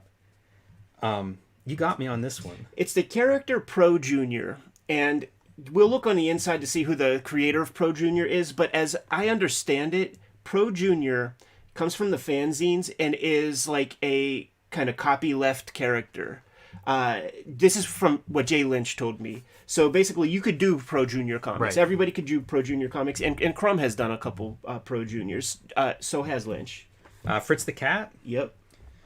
Art Spiegelman's, what's the... Ace Hole. Ace Hole. Gilbert Shelton again. What's his cat? I think he just calls it Fat Five Freddy's Cat. Like that's the name of Yeah, the it title. had its own. It's had its own comics, and I try to sneak it into Hulk. Yeah. Waldo from Kim Deitch. Yep. Mr. Natural. Here we go, Skip Williamson. Yes. Snappy Sammy Snoot. Zippy the Pinhead. You got me on this one. That's Robert Williams, that little bug character. I always forget what it's called, and it'll come to me like much later, I'm sure. S. Clay Wilson's Checkered Demon. Goddamn right. And I don't know. This is what's the rat? Yeah, Mickey Rat. Mickey Rat. Robert Armstrong, one of the cheap suit serenaders. And man, it looks like Mark Maron. It does. I'm not sure. It does. If I had a gun to my head, that's a piece of Rand Holmes. Okay. Art, because he has that kind of ersatz Wally Wood, but not quite. It's a beautiful cover. And I don't know what that is back there. Looks like Chris Pachalo's Sandman. Maybe Print Mint. One of these printers that would run out of the upstairs apartment with an offset printer. Kfabers, how did you do on the list, and how did we do? Because we might have skipped one or two. We might have fucked up one or two of these things up. You know what? Before you flip it open, I just want to comment on Crumb's life. You know, because whenever you do, the life of the drawing, Sure. Whenever you do these kinds of portraits, it's real easy to make them flat, to make them kind of stiff, dead, not right. And there's such a liveliness in Friedman's work. Absolutely. And it's one of those great qualities of him as a portrait artist. I saw an interview with him. He was at like a caricature convention. And it's funny because, like, sure, he draws a big head and like smaller body, but like I never think of his stuff as caricature in the traditional way. Because he doesn't exploit the physical flaws, really. Like, we know that Crumb has the kind of hook nose. You could have, like, really made that crazy beak on a guy. He doesn't do that to these people. He'll put them in a situation that is so indicative of, like, their personality or something that makes it kind of funny. But he does not do the cheap pop. When he does Don Rickles, it looks like Don Rickles. Mm-hmm. Might put them liver spots on and shit like that. He's really, at this period, he's really got a stipple technique with the brush. Like, he used to do such wash, where it was way smoother, but he started to incorporate his speckled, pointillism a little bit to the color. It works really well with flesh. It feels like pores. It does. It does not... It does not look like it would be fun to do. No. Rory Hayes is the cover guy right here. I seen a print of this piece, or I'll wait till we get there. Actually, it's got to be like that's a. I wonder where the references end and how he builds this stuff, because that's an image that I've seen, but it may actually be this image. It may be the painting, is what I'm saying, the portrait. Go to the Cartoonist Kayfabe Instagram, and I have the photograph and the Drew Friedman piece. But I do love that he's incorporating like line art, like pen and ink line art is part of your background elements. It's kind of cool the way he mixes certain things up in these portraits. Yeah, this might be just for the purposes of this image right here. We'll see the portrait, but the service that Drew Friedman... Intro by Stan Lee. Yeah, right. The service that Friedman has provided to the comics industry with this book and his previous, Masters of Comic Art or Heroes of the Comics. This is a biography of comics. Like, you see the connections. It's Underground Comics family tree. You see how these people are connected, and they're just these very precise, small biographies that say so much. Look at young Drew Friedman here. He looks like some of those famous images from Famous Monsters. There's that one thing that he drew for a Screw magazine cover. And our adult Drew Friedman here, looking very very normal, if I dare say. Talking about finding Zap Comics and other undergrounds at age 9. He's at the bookshop with his pops. Finds these comics, is trying to figure out how the hell am I going to be able to bring these home. Mm-hmm. Slips it into his dad's pile of books that his dad's getting anyhow. Dad sees it 2 seconds. Oh, comics. Yeah, of course. Captain Marvel or something. Yeah, and Warp's you don't be unchanged from seeing this stuff at any age, let alone age 9. Start off with the A's, man. Robert Armstrong, this is your Mickey Rat guy, and like I said, one of the cheap suit serenaders. Friedman writes these biographies that appear next to the portraits. Yes. And I love them. Absolutely. They're easy to read. They give you like the books these guys work on. If they're still alive or if they've passed, it kind of gives some information on their life. A lot of these guys move on. They work on comics for a little, maybe 10 years, and then go on to all kinds of other stuff. Yes. Even some of the people in here, names that you don't know and I don't know, even less. Like his cutoff was like, I will not do a portrait if a guy doesn't have a bibliography of 10 issues.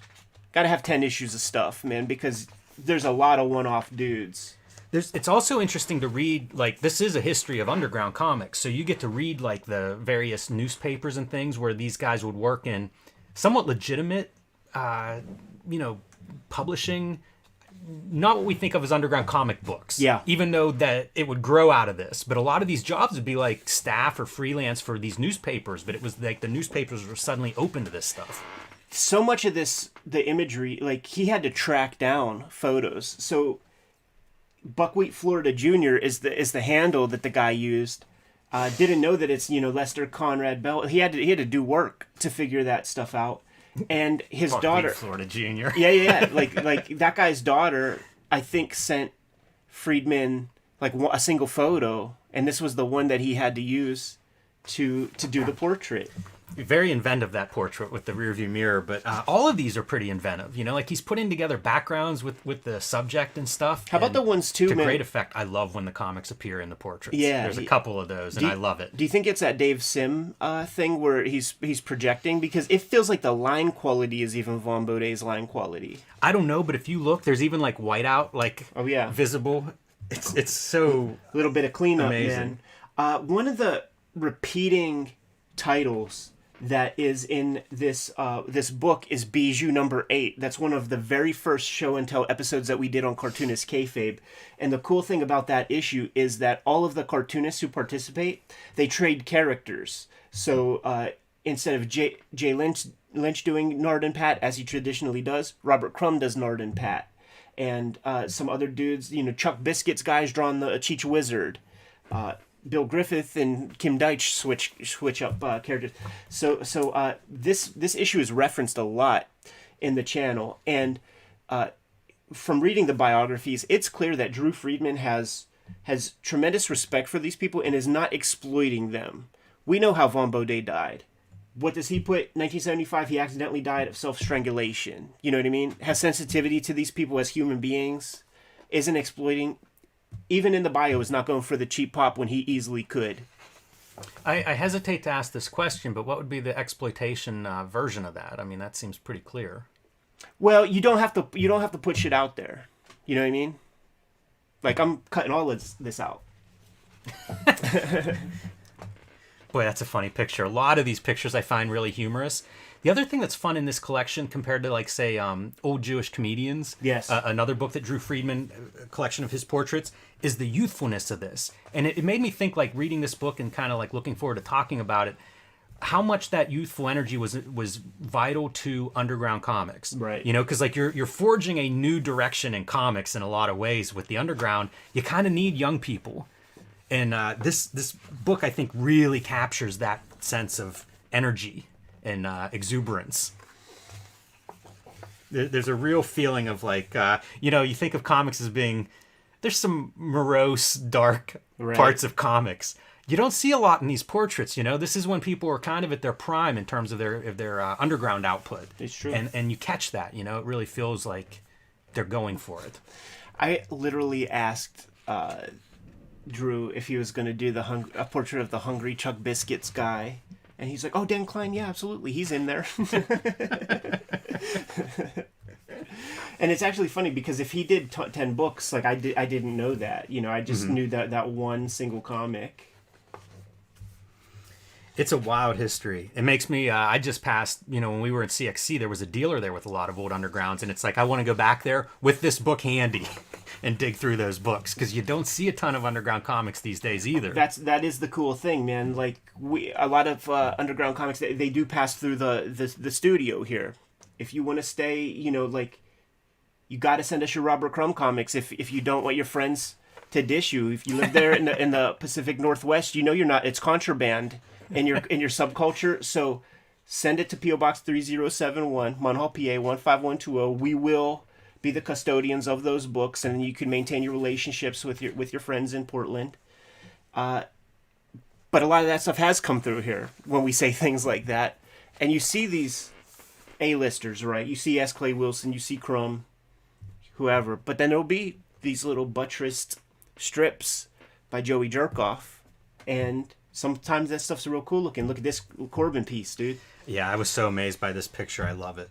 See, this is one of those qualities that I think is interesting to see in Friedman's work, a heavy black outline, because his work goes between that photorealism, cartoon, and then comics language, and he's able to combine it all in one page. Like, you see it all on display in this Corbin portrait. Has the nom de plumes. He would sign Gore in his underground comics, and the subject matter factors into the portraits sometimes. He's a horror guy. Creepy, eerie, comes from that. He was always genre when he would participate. Fantagore is a genre it's a horror comic, so give a kind of a horror-ish background to him. It's a really good tree, by the way. Yeah. Also, it's these are ink wash. They're not watercolor? No, he showed off. He's doing the circuit. He was on Noah Van Sciver, and he showed the little bottle of ink. It amazes me that he's doing this much point work with like a brush. Yeah. There's Crumb. Crumb probably gets the biggest biography, as he probably should, but it's really stripped down. Like, you could go ham on that. Yeah, I'm surprised the sketchbook's blank. Right. We see some of these drawings in the portraits, and I'm surprised, knowing how well Crumb is known for those sketchbooks, that he wouldn't have taken the opportunity to maybe recreate a favorite page. Listen, bring it up to Drew next time you chat with him or something. Here's Howard Cruz, 2019 death. Like, that's the other thing. There's a lot of 2019 and later, and even since the book came out, we lost a couple of people, man. So that's the scary part about this. These are such wonderful studies of just people too. Like the one before this, Charles Dallas, not a name that I know, right? But it's an amazing portrait, just as like watching people kind of thing. Totally. Kim Deitch looks great there. I like seeing these guys too whenever they're kind of younger. Yeah, he still looks like that, though. He does, for sure. Maybe a little thinner, a little lighter hair color. His brother, super intense eyes. Oh, there you go. Leo's dad. It's wild, his connection, right? I had no idea he was connected to comics until, 10 years ago, and now I see it anytime I look at Undergrounds. It feels like he's connected in one way or another. He's in the Zukalski documentary that Glenn Bray is in, that's on Netflix right now, and I got hip to it from Jay Lynch. We were talking about Timothy Leary on maybe off camera, but there's a reference in here to Neurocomics, was a comic that DiCaprio wrote that was based on writings of Timothy Leary.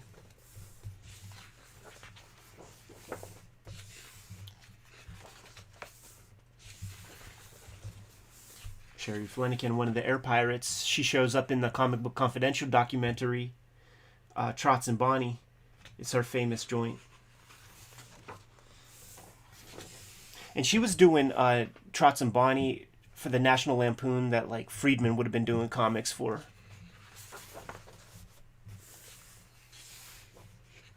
Larry Fuller. Then you start to see, the San Francisco Comic Book Company, Gary Arlington's setup, and he was, so much important stuff came through his store, and then he becomes a publisher.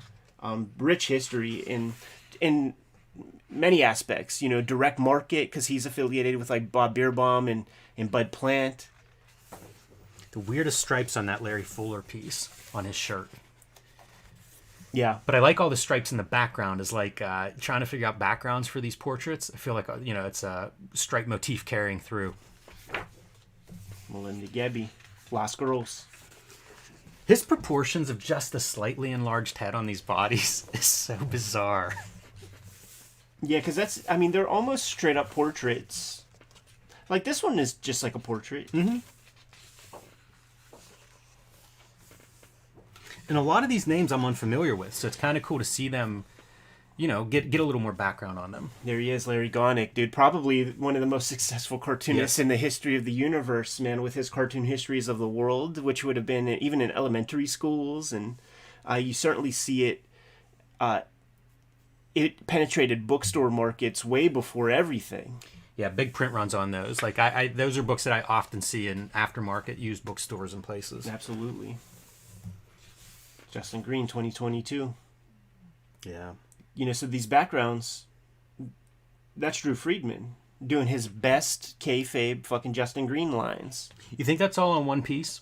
I do. Yeah, I do. Like I don't think that Friedman plays around with computers. And I've seen him do this kind of thing. Think about like that cover of Blab with the dude with the little spinning propeller hat. It has like pen ink art all over the piece. It adds an incredible texture to these kinds of portraits. Grass Green, man, we see him in a lot of old black and white kind of ground level superhero comics. Yeah, what was his the one character that he would always do? Wild Man is the one that I see in those like pseudo superhero kind of comics. There's one that begins with an X, like Xanthor or something. Yeah, I think it's part of those too. I forget the publisher of that stuff, but I have a few of those random issues. See, like with this Rick Griffin portrait, like he looks great here. And, Rick Griffin was in a very terrible motorcycle accident. And Friedman could have gone grizzly because his whole face looked way different after that accident. But he has sensitivity to these people. That's a neat piece. That background setting, everything, like having the ocean behind him, I feel like that's perfect. Yeah, he's like the Easy Rider of comics, young Bill Griffith. That's pretty cool. Love the background elements in this one too. Yeah, he was saying that over the course of like the 20th century, like people have been sending him these colas from different eras, and it would be like Zip Cola or Zippy Cola from all over the world, and it just has nothing to do with Zippy the Pinhead, but just like whatever focus groups are trying to figure out titles for soft drinks, Zip comes up a lot. It's amazing to see when he was born and think of how prolific he's been over the last decade or two. Unbelievable. Like doing more work now than he had, his through the 80s, 90s. His body of works, and he's another one of those cartoonists that give me hope in that, like, it's been at a high level for decades. Yeah, like absolutely. It's proof that you can do comics pretty much your whole life and not compromise. And for those who don't know, like, he's maintains the Zippy the Pinhead daily comic strip, 7 days a week, including a Sunday, and he's been doing about a graphic novel every year and a half or so for the past 10 years.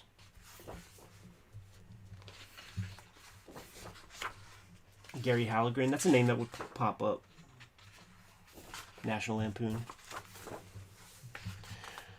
Rory Hayes. So we saw that Rory Hayes piece early on, and I've seen. Okay, so this is a little bit instructive because I know what this art looks like. It's in color. It's not an ink wash. It doesn't have this background either, I don't think. So like when I got this book, I was actually expecting to see this image as the Rory Hayes piece, but he did a fresh one. Like, are there two portraits of a lot of people in here? Yeah, it's a good question. I love this one because as a fan of Rory Hayes, it's kind of a sad story. Mm-hmm. He looks very happy there. Yeah, totally. And he's maybe drugged out of his mind, but it's nice to see him in a pleasant light. I like to imagine he had some good times. Also, another he just an employee of the Gary Arlington comic shop, and then Gary Arlington's like, "Oh snap, you got some skills, boy." Yeah, you want to make a comic? Yeah. You get 10%. I can't not mention like his page at the CXC at the Billy Ireland, like seeing an original Rory Hayes, big page, and that hyper detail that he put into it blew my mind. Yeah. What drug is it that they had access to back then? Because like that's always the question, right? Right. Certainly ain't when what's his name? David Cross used to said that like when he was going wild, he would ingest things. He wouldn't know what it was. He would go like this, or he would go like this, to have some idea of how it was going to affect him. And that level of detail, it's none of this, I don't think. No cocaine is gonna do that. Rand Holmes. There are a lot of these guys whose work I know, but have no idea what they look like. So seeing these portraits is really interesting too. And that's one of those production things that Friedman has to do, where you're not producing pages. You just have to curate and get hold of stuff. Like that's that work that nobody acknowledges when putting a book together. Yeah, I've read. I think it's about a week per one of these portraits. And I'm kind of curious what all that entails. Because like you say, there's probably a ton of research for some of these people trying to find images. And I've seen that mentioned too, where like in some cases, there's almost no reference. So you're really digging if it's somebody that you want to represent and can't find visuals.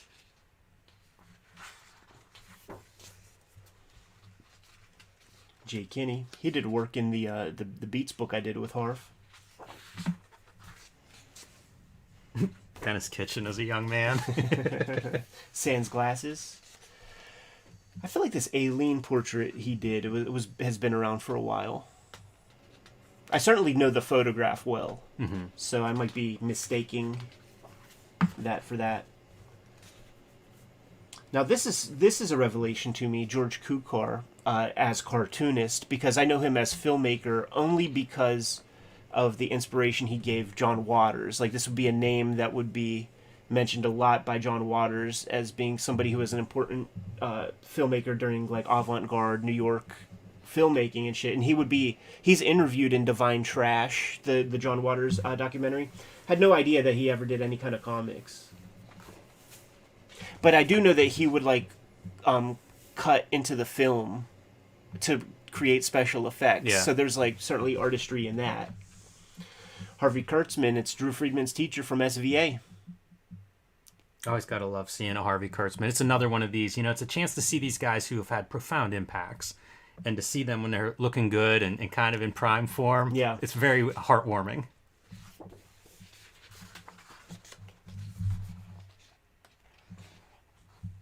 Bobby London, one of the air pirates, and he takes over the Popeye comic strip for a time, I believe. Is that right? He does. I don't see it in here, but there are Bobby London daily Popeyes from the 80s. He was working. We covered it in, maybe it was like a Comics Journal or a bet. It wasn't Wizard, where he tried to do like a pseudo like abortion story in Popeye and like Lost Papers. Yeah, I could see that. it was veiled and stuff, but they were hip enough. Like, Listen, man, you're doing a fucking abortion story. The great Jay Lynch, one of the guys that gave me my start in comics. Yeah, you get a mention in the biography. Oh, really? Yeah, last sentence. An anthology of Jay Lynch's work, Ink and Anguish, Fantagraphics books by Patrick Rosenkrantz, who does a lot of underground writing. Yes. And Ed Piskor, was published in 2018. That's awesome, man. I did those pages in about 2002. Like literally before getting anything in print. Yeah, I feel like you had those when I met you. Yeah.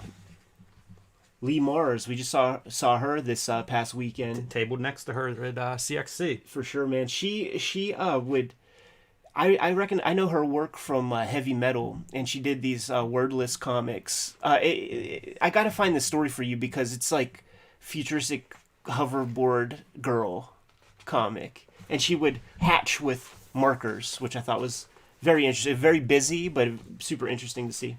Look at the screen tone in the background. Yeah. What are we looking at there? Do you think that Friedman had that blown up so it would fit whatever size these things are? I don't know what size they are. It's possible that's close to 100%. But if not, like, you could make your own screen tone to fit any size. There is like screen tone at that size.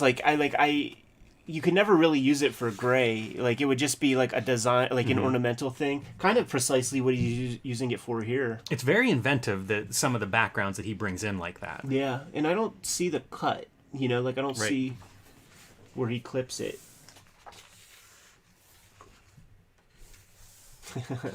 It's just so funny because, like, this Paul Mavrides, I think that's how you say his name, I've only ever seen him with, like, he's the guy at the very, very beginning of Comic Book Confidential. Yes. So he's got this like real wild kind of high top fade kind of hair stuff. He's got the Flavor Saver soul patch. Like, I would never have guessed that there was a version of Paul Mavrides that was out there that was like this. And he's like one of the creators of that Church of the Subgenius. I think he's the dude that put together that Bob Daub clip art face that they all worship. But he worked with Gilbert Shelton for years on some of the best of Freak Brothers comics.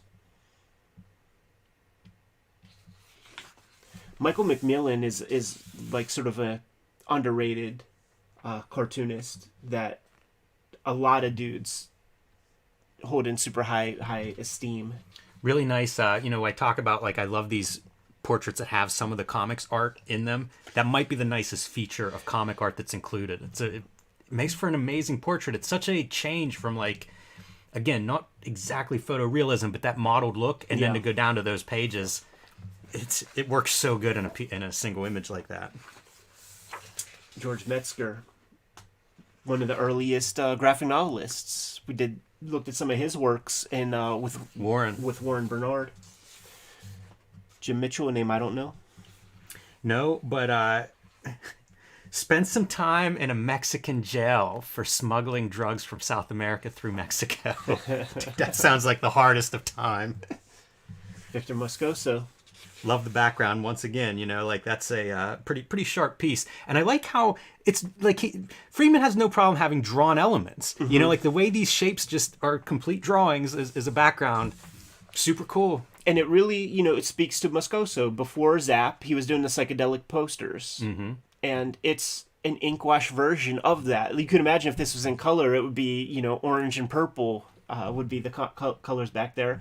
He's also the guy responsible when you see Comic Book Confidential and you see Crumb, whenever they show that Super 8 footage of them doing a jam session with Harvey Kurtzman in the house and stuff. It's his video. He owns it. I want to see it all. Victor, can we see it? He's super protective. He's the guy, when you look at the complete Zap, there's the oral history book that comes with the complete Zap. He's the guy who tells the Zap dudes, I was fucked with the psychedelic posters. I have no idea how many of them are out there. The account, can you imagine these hippies with their accounting? Yeah, sure. Let's, as the collective, so we put together kind of like how you and I created Cartoonist Kayfabe. Let's create the business. We own the masters, all of us. The masters are ours. So when we give it to fucking Don Donahue, he's got to give them back. So that he can't just be making fucking extra copies without us knowing them. Like the reason. Hey Victor, thank you for that. I mean, that's a big creator. Like these are the things that we take for granted now. Yeah. That we get to control that stuff. The guys who pioneered it, huge. People now have no idea. Like the importance of that sort of thing. Willie Murphy is a name I know, but I don't know his comics. Diane Newman is a person that we lost. Yeah, just I guess after this book went to press. Yeah, I mean, just 2 weeks ago or 3 weeks ago as of this recording. Rest in peace, Diane. Great cartoonist. Dan O'Neill, Odd Bodkins, the spearhead of Air Pirates, and gets interviewed in Comic Book Confidential with two strippers, I believe. I can't believe I think you're right. Can't believe it's your daughter that you're playing pool with in a unitard. Real kayfabe guy, putting that persona out there. This is so cool, man. John Peck from Mad Peck Studios with comics by Les Daniels in the background. He did the design, the graphic design of that, did the extra supplemental art that went along with this. And he had some collection that came out from like Doubleday or I think Doubleday, whenever like the Harvey Pekar books came out. And I have no idea what that would even be. I don't know the material, and he seems like such an odd fit. Like, you skip Spain Rodriguez, you skip Crumb, Gilbert Shelton to go to John Peck. I don't understand. He must have had some salesmanship. Yeah, what's with the Camel, showing off the Camel cigarettes? He wasn't involved in advertising or anything, right? Maybe that's a question we got to ask the man himself. Harvey Pekar, Another dude, like Harvey Pekar and Jay Lynch gave me my start at the same exact time. Like one day I got a call from Jay Lynch, and 2 days later I got a call from Harvey Pekar after sending out my blasts. It's a good week. Yeah, absolutely. Jeez. It was around this time of year also. So like October is important for me in that because I was working at haunted houses just while I was making my comics. And, you know, one day I come home and see a note, Jay Lynch called. And then the next day there's a note, you know, Harvey Pekar called. And I'm like, okay, I'm going to be super in comics. intense in that portrait, by the way. Like, Yeah, it feels I know like this you're photo. capturing that eye, that gaze. Yeah. yeah. I know that photo well. P. Poplaski, man. An innovator in comic book color. Doing some of the first kind of like laser scanned comic art. He worked a lot with Kitchen Sink, Dennis Kitchen. And it was some of the first color art I saw in comics that maybe you see a little bit of a brush stroke or something. But it certainly was like, this is not separated by that Connecticut house of matronly old ladies. You know, it's not Ben-Day dots. John Pound, one of the early Garbage Pail Kid painters, and did a lot of underground works. Pound Comics, I think, would have been one. Ralph Reese, one of the assistants to Wally Wood for a good chunk of time there. I don't know much of his singular work, but it would show up in like the DC like horror books and in places like that. Yeah, I think Eclipse may have published some collections of his work, like Reese's Pieces, 1 or 2 issues, collecting probably some of that DC work, I would guess, because it's like genre comics. Right. I don't know Larry Rigby, but I know the photo. Like, I don't know what he's done, but I know that photo well. Trina Robbins. In full hippie. How about that Spain Rodriguez, man? That's a badass dude. Like, those Zap dudes, they were not vegans, man. This is I think the original has a cigarette hanging out of his mouth, and there was some controversy over whether he was a smoker or not. And it looks like the verdict maybe is that he wasn't. I see. Yeah. There's a couple of pieces that Friedman pointed out in the No Event Skyver talk, like the bio information with S. Clay Wilson says something about him being something in the military, and he's not. Somehow that information came his way, and Trina Robbins is older than her date of birth in this book. Man, that's celebrity there, man. He shaved a couple years off of her. Joe Shankman's a name I know, but don't know his comics. It's a cool picture though. Yeah. Great Gilbert Shelton. He's a guy that goes through different evolutions and shit. Like, you could have drawn many different eras of a Shelton portrait, and a rip-off press. You know, very famously, those guys got hold of a offset print machine and just ran it in their house in Texas for a little while. That's that's the craziest stuff, running a printer out of your apartment. Yeah. You know, I was on eBay, like, looking for old offset printers, like, at that time when I discovered that. There was that time where it was like schools would teach printing as a vocation, and once that like all goes away, and then it's like, please haul away our cast iron super heavy press. You can have it if you'll just haul it away. Right. Because those things weighed tons. Art Spiegelman, another teacher of Drew Friedman's at the School of Visual Arts, pretty much gave Drew his start in cartooning and professionally publishing with Raw, and there were some student publications and things. Yeah, what a legacy, man. Totally. And he's one of these guys that, like, it's like, you know, he moonlights. You know, by day, Gummo Bubbleman, working at Tops, doing just the most poppy, kid-friendly, you know, stuff for little kids. But then by night, puts on the fucking ascot, kicks that cigarette in the jib, and is doing, you know, bougie comics. Yeah, and by doing, like, printing and everything. Like, there's another printer in a flat story. Oh yeah. What a history that has. That shit is so cool too on Comic Book Confidential. It's only like now that I know what the fuck he's talking about with Francois, where they're like going through color seps like on the thing, and he's like, oh, like that means you have to cut it all out. Oh, that's too hard. I can't do it. She's like, I could do it. And he's like, okay, cool. Talk about cutting around like some lettering and things. Frank Stack, aka Fulbert Sturgeon, man, creator of Jesus Comics, did our my cancer year our cancer year with Harvey Pekar. Saw some of those Adventures of Jesus comics, and wouldn't mind reading some of that stuff. Feel Sure. like that could be real fun. That was one of those things, man. At Phantom of the Attic, like when they got the BEM collection, you could see those Jesus comics for like $3. I don't want to kayfabe affect myself, but this Barney Still is someone who I don't know, but drew 3 issues of the controversial, even amongst fellow underground cartoonists, early 70s erotic fantasy comic series Armageddon.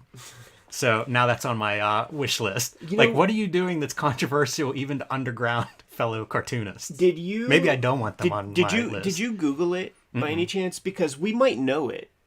I think I know those comics, man. Yeah, I don't remember ever seeing them, but it does make me very curious. It's quite a biography description. Yeah, let's put it that way.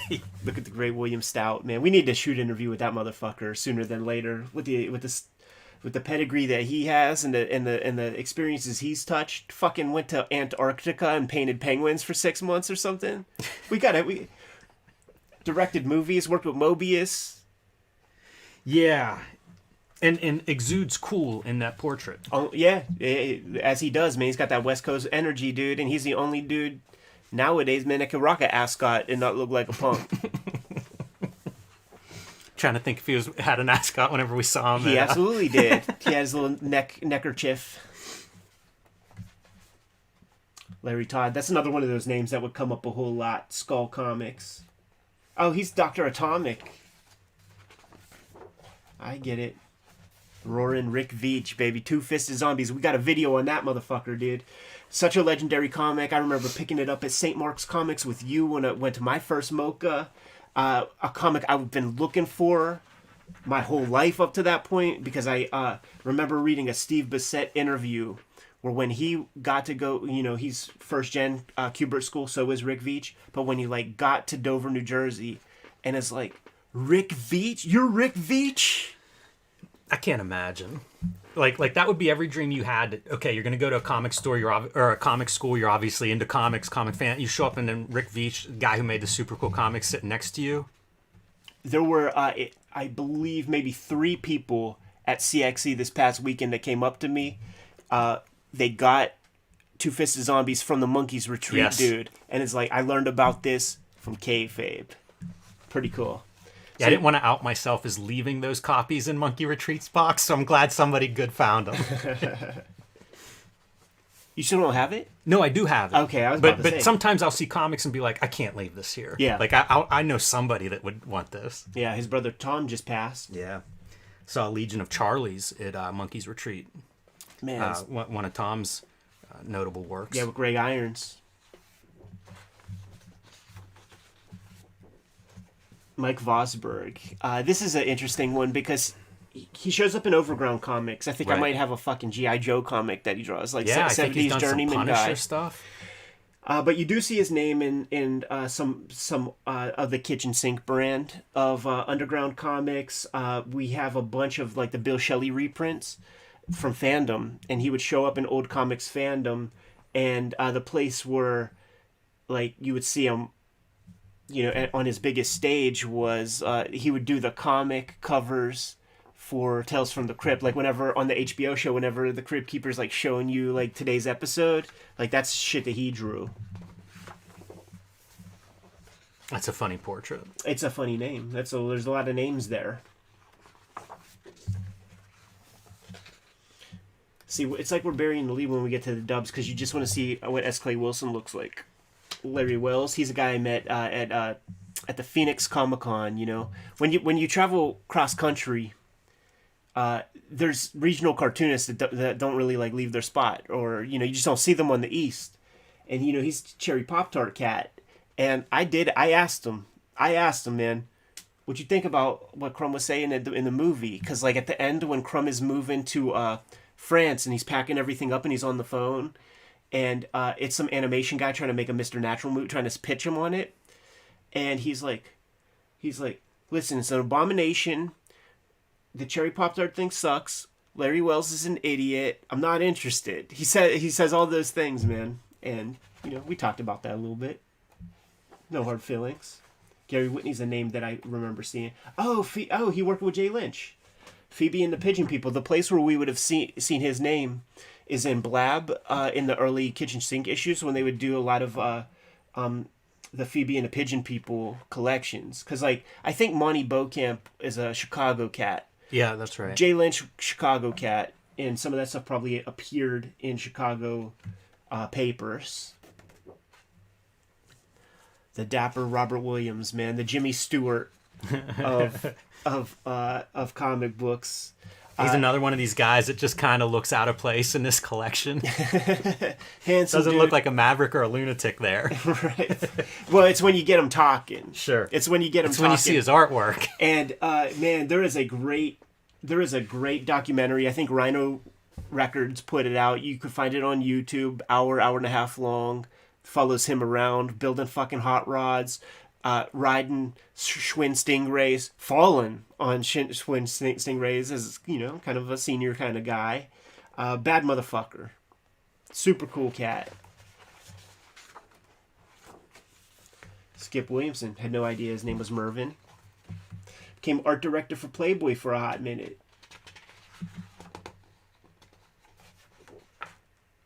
There it is. S. Clay Wilson. Creator of the Checkered Demon, get a checkered background. Absolutely. Makes sense. And cool striped pants. And then you get these pieces, which I think is super cool. It's really The good from a players. historical standpoint. It's fun to see who was doing what. Yeah, and it becomes this begets that. It's almost like Crumb's Book of Genesis, because this guy produces the first batch of Zaps. Don Donahue trades this dude a fucking tape recorder for his printing press to publish all the rest of, another chunk of Zaps for quite a while. Don Donahue's the dude in the Crumb documentary when Crumb's at the comic shop and they're going through stuff. Puke and explode. This is the dude this is the guy that's you're responsible. You kind of started all this. And Crumb's like, I don't want to take responsibility for that shit. But yeah, that's Don Donahue. Little tale about how Ripoff Press started. Love it. An artist-run publisher. Gary Arlington talking about the comic shop and That's a big one. being responsible for the Rory Hayes comics and things. Yeah, 200 square foot space. Whew, man, if you could have put a camera in that space. The great Ron Turner from Last Gasp. And there's your Dennis Kitchen with the mustache. Yes, and the glasses and the specs. It wouldn't be right to have a collection like this that doesn't have a Patrick Rosencrantz Very true. fingerprint on it somewhere. Yeah, it's nice. This is a very concise little overview. Yeah. Yeah. It really wets the whistle, man. You see something like this, a good starting point. You now have names. Now you have faces to go along with some of the crazy comics that you might find. Yeah, and Rosencrantz did Rebel Visions, which I think I got when we first started hanging out. It was early 2000s when that thing came out. So. Yeah. Our early days. Yeah, fantastic, man. So happy to go through this thing. I've been waiting for this book to come out for a long time. It's a shock that we actually haven't looked at the Heroes of the Comics. It is. So I think that might be one that we look at sooner than later, man. But so thrilled that this came out. I'm a big devotee of Drew Friedman's artwork. I won't be too insulted that he didn't get me for a quote on the back, man. But listen, we're putting some real eyeballs onto the work, man. So fantastic to look at. Couldn't wait to get my hands on it. I think it's a very valuable piece of comics history. Absolutely, man. You never thought you were going to get to see some of these guys. Same as the heroes of the comics, of comic art. But we'll get into that at a later date. Kfabers, follow, subscribe to the YouTube channel, hit the bell. We'll notify you when new vids are available. Jimmy, tell the people what's out there, man. Hulk Grand Design Monster Madness in comic shops now, and coming in January, the Hulk Grand Design Treasury Collection. Pre-order that one now so Marvel knows there's a demand for Grand Design, and I don't want to be the one that killed Grand Design, so let's get those numbers up there. Street Angel Deadly Squirrel Live is back in print after almost a year. 8 full-color, completely self-contained stories. Pick that one up in time for Christmas. It'll be a perfect gift for everybody. And join me on patreon.com/JimRugg, where you can see a lot more of my comics and art. Red Room Trigger Warnings, Red Room The Antisocial Network are out on the stands as we speak. Murder on the Dark Web for Fun and Profit is the name of the game. Each issue completely self-contained, which makes each book reasonably self-contained. Also, there's about 70 pages of extra...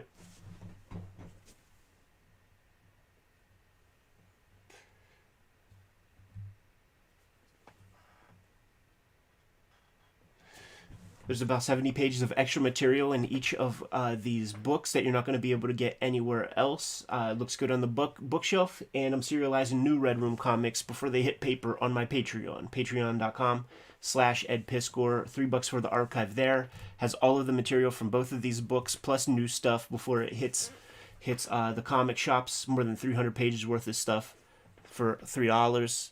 We're getting to less than a penny a page. At this point, man, hit up my link tree. You could get to all that material. What else do we have out there, Jimmy? Subscribe to the Cartoonist Kayfabe newsletter at the links below this video. You can also find Cartoonist Kayfabe t-shirts, merchandise, fanny packs, hats, mugs, all kinds of good stuff at our spread shop, also at the links below this video. Another great way to support the Cartoonist Kayfabe channel. Give them those marching orders, Jimmy. We'll be on our way. Make more comics. There it is. Bam. And say goddamn.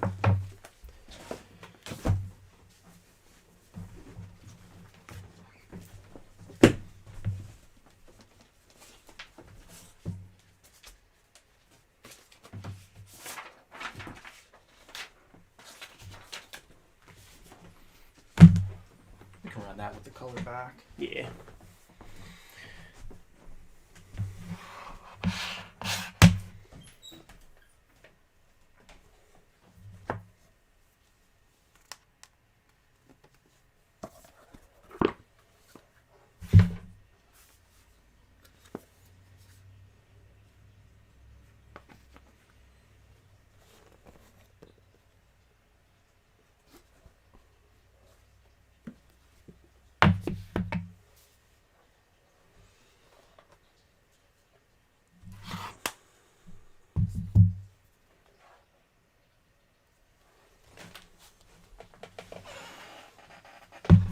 Got a couple more vids to shoot, and our gambling vid will probably be the last of this record.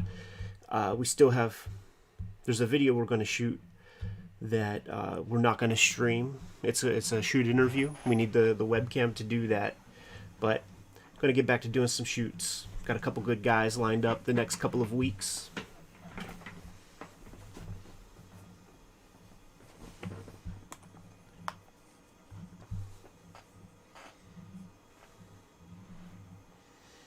Thank you guys so much for sticking around on the stream.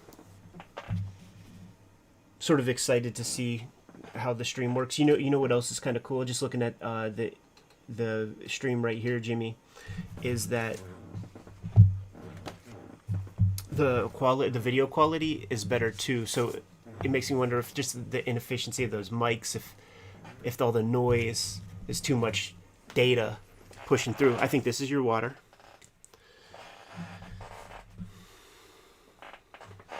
So I'm excited to play this back a little bit because I think this is the way. And you see the mic isn't in the way. The big arm, it has no place to go. It has no place to go, and it would be sort of in the way. I was picturing it as just hanging like right here. It can't be here. It's too heavy. Like this is too thin. It'll destroy my bookshelf, and it can't go here.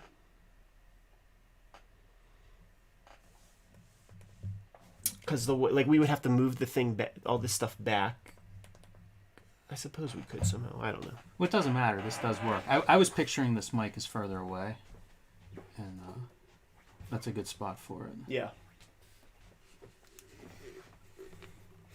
You're on airplane mode? Mm-hmm.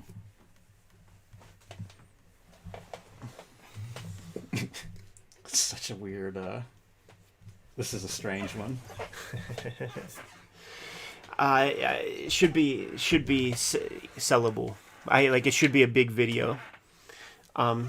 with the right thumbnails and the right, because you have the back break image, and we have to think about like what to call it. Yes. Batman Nightfall done right is and one of the things I want to sell, and I'll sell it to the streamers right here, and we have to talk about it in the video. Probably when we mention that we looked at the Nightfall thing, but I want to sell people on a fucking bootleg, crowdsourced Death of Superman comic. Eli Schwab, Kfabetober ringside seats. Listen, like when you think because it's a great idea. Because I always think like remakes, right? The key to a remake is there's a good idea, yeah, but it was just done poorly. Yes. Or there's new tech or something. There's something that would allow you to do it way better. That book, since the day it was released, could have been improved upon. Totally. So what we have here is this dude, Ryan Alves, who we met in Columbus, Ohio, slid this to us, and he redid the Nightfall issue, like the backbreak issue with Bane, and it's out of control. It's so hardcore.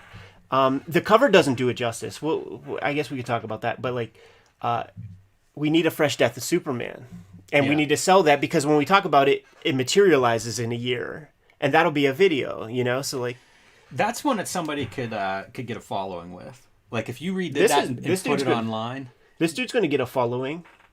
The Superman one though it could be legendary.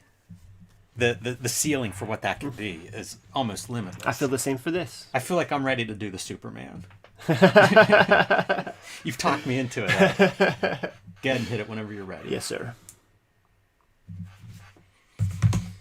Hello and welcome to Cartoonist Kayfabe. My name is Jim Rugg. I'm Ed Piscor. And we have a doozy of a video today, like every morning. But first, some news on our travels. You can catch up with me in Jacksonville Public Library October 22nd for their Comic and Zine Fest. We will be in Baltimore Comic Con the end of the month, October 28th through the 30th. That's a great show for comic book fans. And Ed will be at the Tokyo Comic Con November 25th through the 27th. I am jealous of that one. Should be amazing. It is Kfabetober, so we're about halfway through this month. You can see our list of prompts here. They're on our social media, and I have been loving seeing everybody's efforts. Man, there's no creative audience quite like the Cartoonist Kayfabe audience. So dive in, everybody, if you haven't already. Tag us in your post as you go through these prompts, and we will share what we can. And it's a chance to show off your artwork, so take advantage of that. And these videos are brought to you by the comics that we make. Ed Piscor's Red Room, Trigger Warnings, and the Antisocial Network are both available now wherever you buy books or comics. These are completely self-contained, so if your store has one or the other, that's the perfect place to start. There's about 70 pages of extra material in each of these books, so pick that up as soon as you get a chance. My latest comics, Hulk Grand Design Monster Madness, also in comic shops now. And the Oversized Collection will be out this January. So you need to pre-order that one now. Let Marvel know how many of those they need to print. And Street Angel, Deadliest Girl Alive, back in print from Image Comics after almost a year. 8 self-contained full-color stories of the homeless ninja on a skateboard. If you're a fan of superheroes or action comics, you're going to want to put that one on your bookshelf.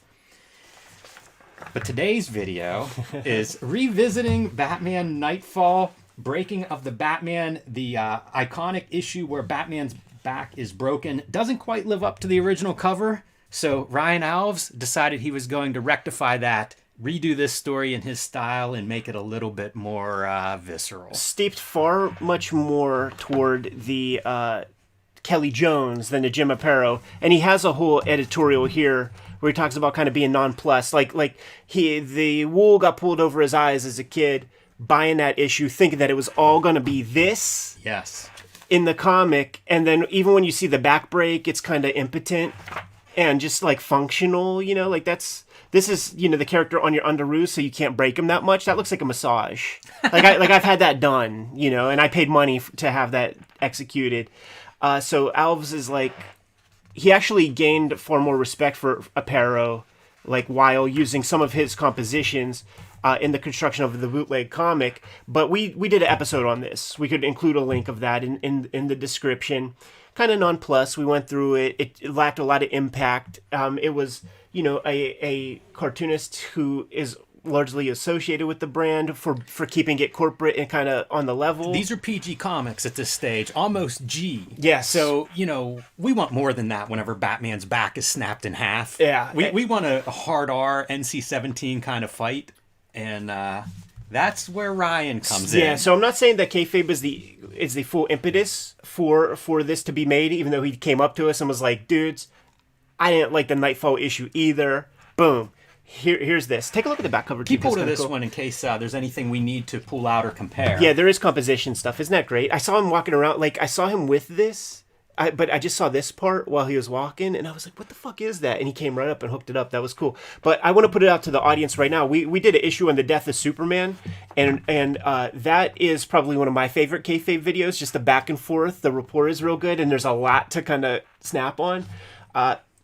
Eli Schwab, Cartoonist, Kayfabe, ringside seats, whoever. I'm putting it out into the universe right now that I want to see the great Death of Superman comic, and it could have Doomsday, fine. But I want to see the great Death of Superman comic. It could be at the hand of like many people, whatever. But you knock our socks off with that, it's going to get its own video, just like Ryan Alves. And I actually think that Death of Superman has the greater potential. Because back inside cover from the starting point to what you could do with it, I think is a huge distance. And as we accumulate subscribers, it's only going to help you out. So like this is Ryan's Instagram, his comic company, like where you could get hold of him. So it's all there. You guys put together a great Death of Superman comic. You're going to get FaceTime on the Kayfabe channel, and I want my fucking socks knocked off. Simon Bisley,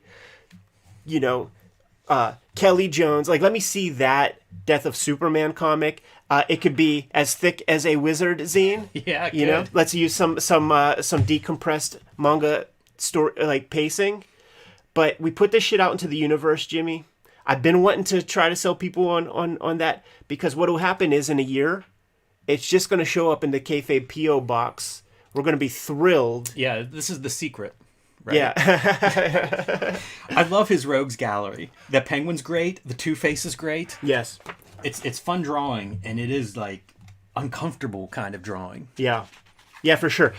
There are parts where it lacks clarity. It's hard to tell sort of what we're looking at. So when he starts off, we're getting some composition. So he's lulling us in. And it's not one for one with the verbiage from the original comic and the bootleg, but it does go back and forth a little bit. Yeah, and you can already see the veins popping out of Vane's neck and shoulders. A little bit more of a zoom in there. Where's Vane's penis in the original version? Yeah, he just couldn't help it. He just couldn't help it, man. But it works. Like I could see that being the shocker, but you could see panel compositions far more toward the Kelly Jones than the Jim Aparo. Like this, sure, yeah.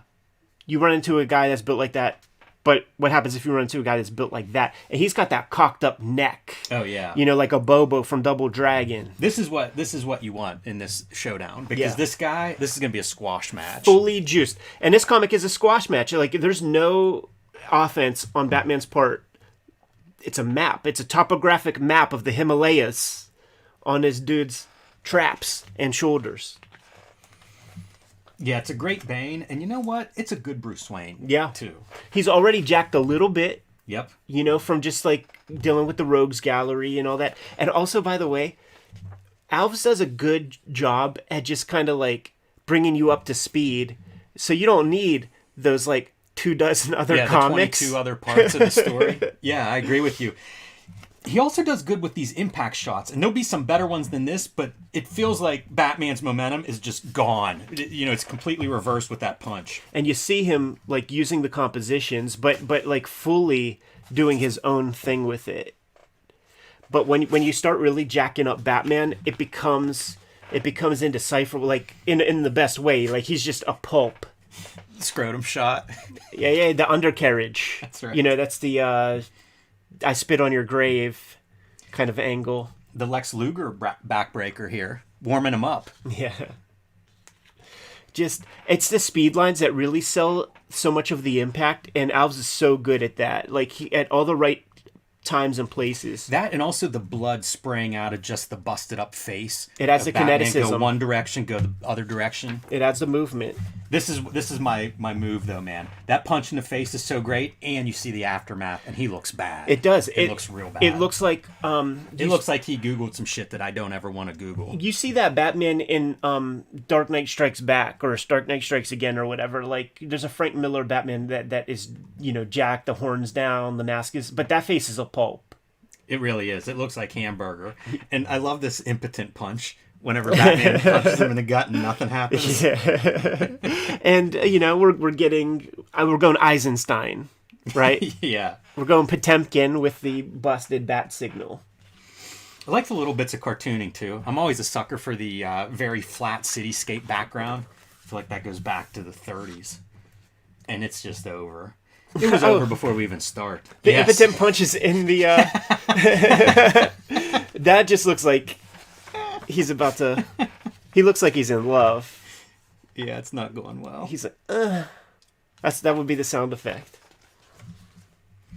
The cross-cutting of, like, Robin asleep or whatever, being called to... Right. This is one of these unclear pieces, because it's like, what the fuck is this? But it's the giant penny. Yeah, it's the penny. Yeah. I didn't read that as that when I first didn't saw either, it. but it's not hard for me to get on board with that. Knowing what that is now, it's there. Right, but, you need this. This really is like Brock Lesnar coming back and squashing somebody. Totally. He just dominates, and he's so big in all the compositions, just towering over him. This is one of my favorite pieces, favorite pulls. Is it a stalagmite or tight? The one that comes up from the ground. Those two. Yeah, it's a jaggy rock that comes up from the ground, breaks a chunk of it off with the same crack of the back, and just Fred Flintstone fucking caveman clobbers the jib, and like there is no face here anymore. Like this club is touching the back of that skin. It is, and then it's one in the ribs, and then it's one in the back. It looks hard. It's a good page, too, because of the setup where it's like, all we need is one panel of that thing up, and I keep touching his dick whenever I... Right there! But that's all you need is like one panel of setup of him looming over with that club, and then it's just club. See, that's the thing. It's so impotent. I don't even remember this. Yeah, that's weak. So he actually does take one. Look at how pussy that is. That's so pussy, dude. Ryan does some stuff compositionally, like just having a low angle on Bane makes a huge difference. It really gives him that like dominant, size by lowering the camera a tiny bit. Yeah, there's a pretty good comparison. Again, it's just G-rated. Yeah. That's what you're getting there. Because this Batman is about dead. Even like the cape and costume, he's just ruined.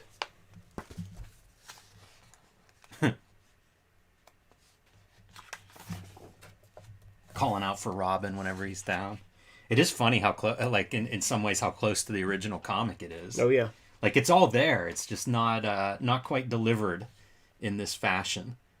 And I mean he's just beat. It's such a good panel. Is there a counter panel to this where he's just lining them up like ready to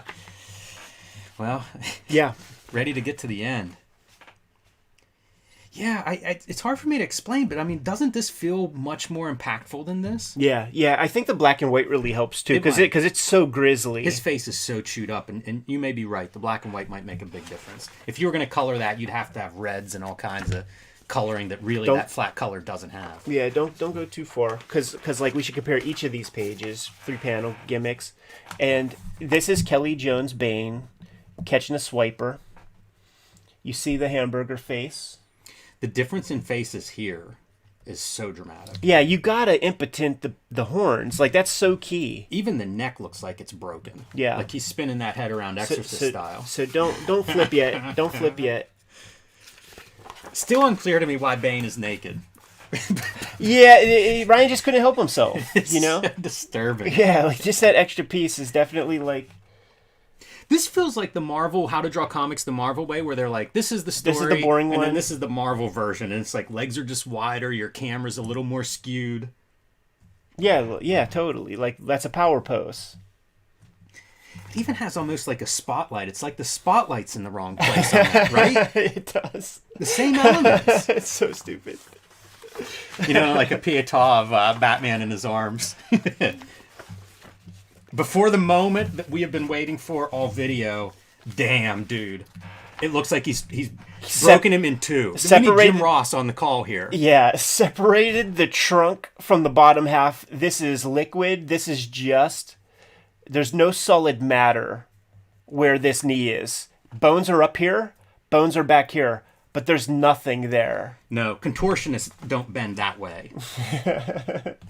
Bend this as much as you can to try to get his maximum. I love the face, too. Just being crushed down by Bane's hand. It's relentless. But, like, this is just so weak. You know what, man? Flip the cover open. Let's see what the Kelly Jones, how it measures up against this pose. I think it's better than Kelly Jones in terms of, like, pushing... A lot more impact. Yeah. It feels like movement is going on there. Bane's hands are almost touching. Like, you know what I mean? Like, this guy's twisted that fucked up. Wow. You've recently drawn some feet, Ed, with that tracing paper on these videos. Yeah. I feel like these legs are part of that, where it's like you say there's about 2 feet missing in the middle here that's being just stretched and distorted across that leg. Yeah, it's fantastic. It's As great. it should be, because like that's the difference, right? Like this is still solid construction, but just take it away. We know that when you're doing your roughs of a character, you have the top trunk, there's space, and then pelvis. So like, let's push that space in between the trunk and the pelvis further away, and then you get this. Really like the action lines. I think they add a lot. Oh, so much, man! And then all the spatter. He looks like it looks like, you know, we said his face looks like hamburger, and that is like just pounded mushy lumps. His whole body looks like it here. It just looks like laundry. Yeah, you're not getting a good shot of obliques or anything there. Those are busted ribs piercing his lungs. Yeah. Broken and done. Absolutely. It looks hollow inside. Yeah. I just kind of like, I forget about it, you know? There's a pinup thing, and that's cool. Like, here's some of the people. But, like, if you go to the end, there's an epilogue. Yeah, I saw Nate McDonough, Pittsburgh's own Nate McDonough in that pinup section. Yeah. And a couple where... yeah, so here this... we go. Yeah, maybe... Okay, yeah. Yeah, a couple where this is nice too. If you're gonna do your pinups, although I was looking through this, put the contact info on each page. Make it real easy for us to know who did what in case there's something we want to follow up on. So this is a great ending to Nightfall because it's even more sadistic. We're in fever dream mode. Nightmare. Oh, shouldn't it have been called Nightmare? Like the second, not like Night's End. And Nightmare, you missed it if there's not a storyline out of this. Yeah, so smart. So this is like drugged up fever dream, you know, like you're getting that Joker with the crowbar shit. Like it's fever dream for a while, but then he becomes conscious. It's fun. That's almost like an X-ray. It is. See, he's slowly coming into consciousness. That's kind of great, that panel. Mm-hmm.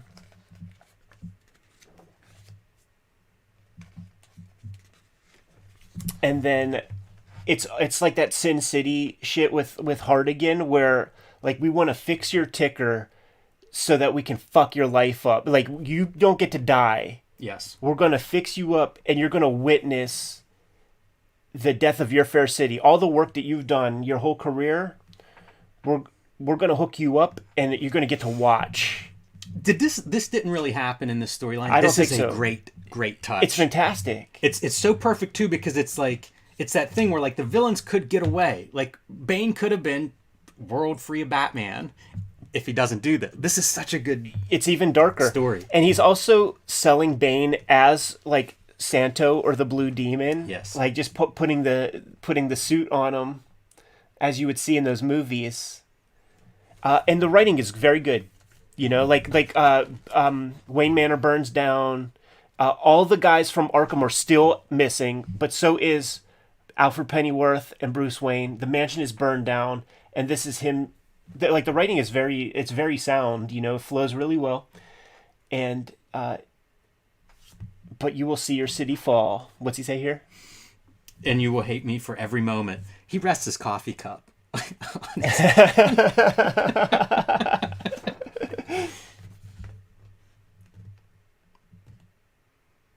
You will watch as I torture an entire city. Like, that would be the ultimate destruction of Batman. Like, and he says, when it's done, your city's in ashes, you have my permission to die. it's great. That's a great ending. It's a, like... really dark and scary. Like, if you read this as a kid, dude, your nightmares are full of Bane. Yeah. Like, I think Ryan is a very solid cartoonist, man. And this is a fantastic Batman comic. Like, this will be in the Batman playlist, but at a certain point, we got at least 3 solid videos of Batman bootlegs. What is the limit? You hit 5, you got to have a Batman bootleg playlist. Yeah, it's coming up on it. Do you think this is Ryan's work? This back cover is not signed, and I can't tell if that's him or not. Yeah. Obviously, it's different than the black and white, but it's very nice. It has a similar approach, and he's pulling from like the Dick Sprang era rather than going Kelly Jones. Mm-hmm. Yeah, this was I had no idea this existed. Like, my favorite kind of comics, right? It's the surprise. Yeah. It's like this thing shows up and everybody just saw it. It's amazing. Yes. Yeah, this kind of stuff is really badass. And you know what is great about this cover is how little Bane's head is. Totally. It's the one brilliant choice on there. Yeah. Above all else. And that's a Kelly Jones stroke, for sure. Super Good fun. stuff. Super fun, man. Good to go? Uh-huh. Kfabers, like, follow, subscribe to the YouTube channel, hit the bell. We'll notify you when new vids are available. Jimmy, tell the people what's out there, man. Hulk Grand Design Monster Madness is in stores now. The retelling of the history of the Incredible Hulk. The collection will be out in January. You need to pre-order that one now wherever you get your comics. Street Angel, Deadliest Girl Alive, back in print after almost a year from Image Comics. 8 complete full-color stories of the Deadliest Girl Alive, the homeless ninja on a skateboard. And you can join me on patreon.com/JimRugg to see a lot more of my comics and art. Red Room Trigger Warnings and Red Room The Antisocial Network are on the stands as we speak. Murder on the Dark Web for Fun and Profit is the name of the game in Red Room Comics. Each issue self-contained. Each of these book collections has 4 issues worth of story in there, plus about 70 pages of extras. And I'm serializing new Red Room comics on my Patreon right now. For $3, you get all of these comics, plus new stuff before it hits paper. $3 for more than 300 pages worth of comics. Hit up my link tree in the description below this video to get to all those destinations. What else do we have out there, Jim? Subscribe to the Cartoonist Kayfabe e-newsletter at the links below this video. You can also find Cartoonist Kayfabe t-shirts, merchandise, mugs, and lots more at our spread shop, also in the links below this video. It's another great way to support the Cartoonist Kayfabe channel. Jimmy, given those marching orders, we'll be on our way. Make more comics. I feel like there's a lot of make inspiration this week. Yeah. I mean, just so much to look at. Stuff is so fun. So much to look at. Now's the video you guys have been waiting for that might destroy the Cartoonist Kayfabe channel.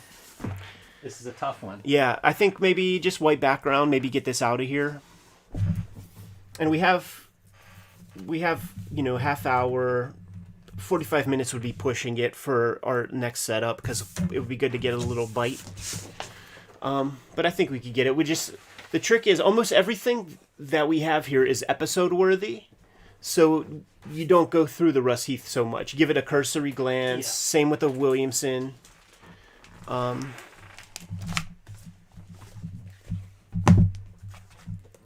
I don't even know. Maybe I'll lay them all down as we go through them. See, the streamers get an extra experience because they're going to see turmoil on faces. Oh, yeah. They're going to see reaction of like, fuck! Fuck! Now, here's the thing, and this is the piece that I've made. Fuck it. It's got to be for the video. We got to just save it. Now, do we keep the focus? Like, we should probably zero in on something.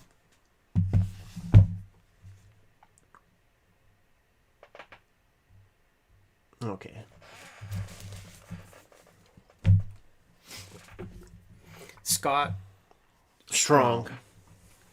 It sounds like such a comic book name. Yeah. Kind of throws me off. I hear you.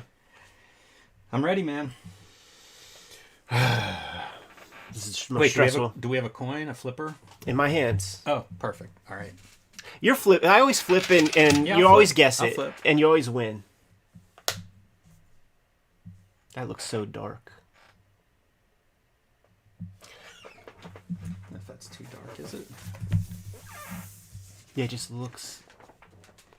This light is in a space that it's not usually. Yeah, that didn't do anything. It's all good.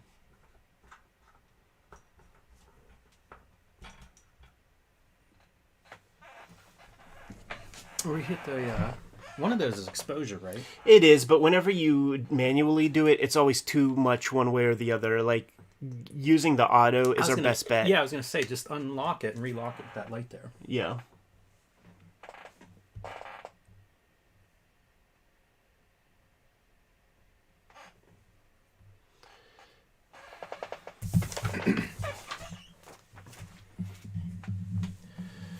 You got the coin. I got it. I don't have it. We should have took Xanax. We should have took some Xanax first, Jim. The coin, I'm going to leave. Here, I'll hold it. Yeah. You hold the coin. I'll flip it when it's time. Because we'll put all the books down and then we'll flip. Yeah. Ready when you are. I shouldn't have caffeine this morning. I should have just had just water. Hello and welcome to Cartoonist Kayfabe. My name is Jim Rugg. I'm Ed Piscor. Fun video today. Before we get into what may be the end of Cartoonist Kayfabe, a couple of announcements. We are traveling in October. You can catch me at the Jacksonville Public Library for their Comic and Zine Fest, October 22nd. At the end of the month, October 28th through the 30th, we will be at Baltimore Comic-Con, the great comic book convention.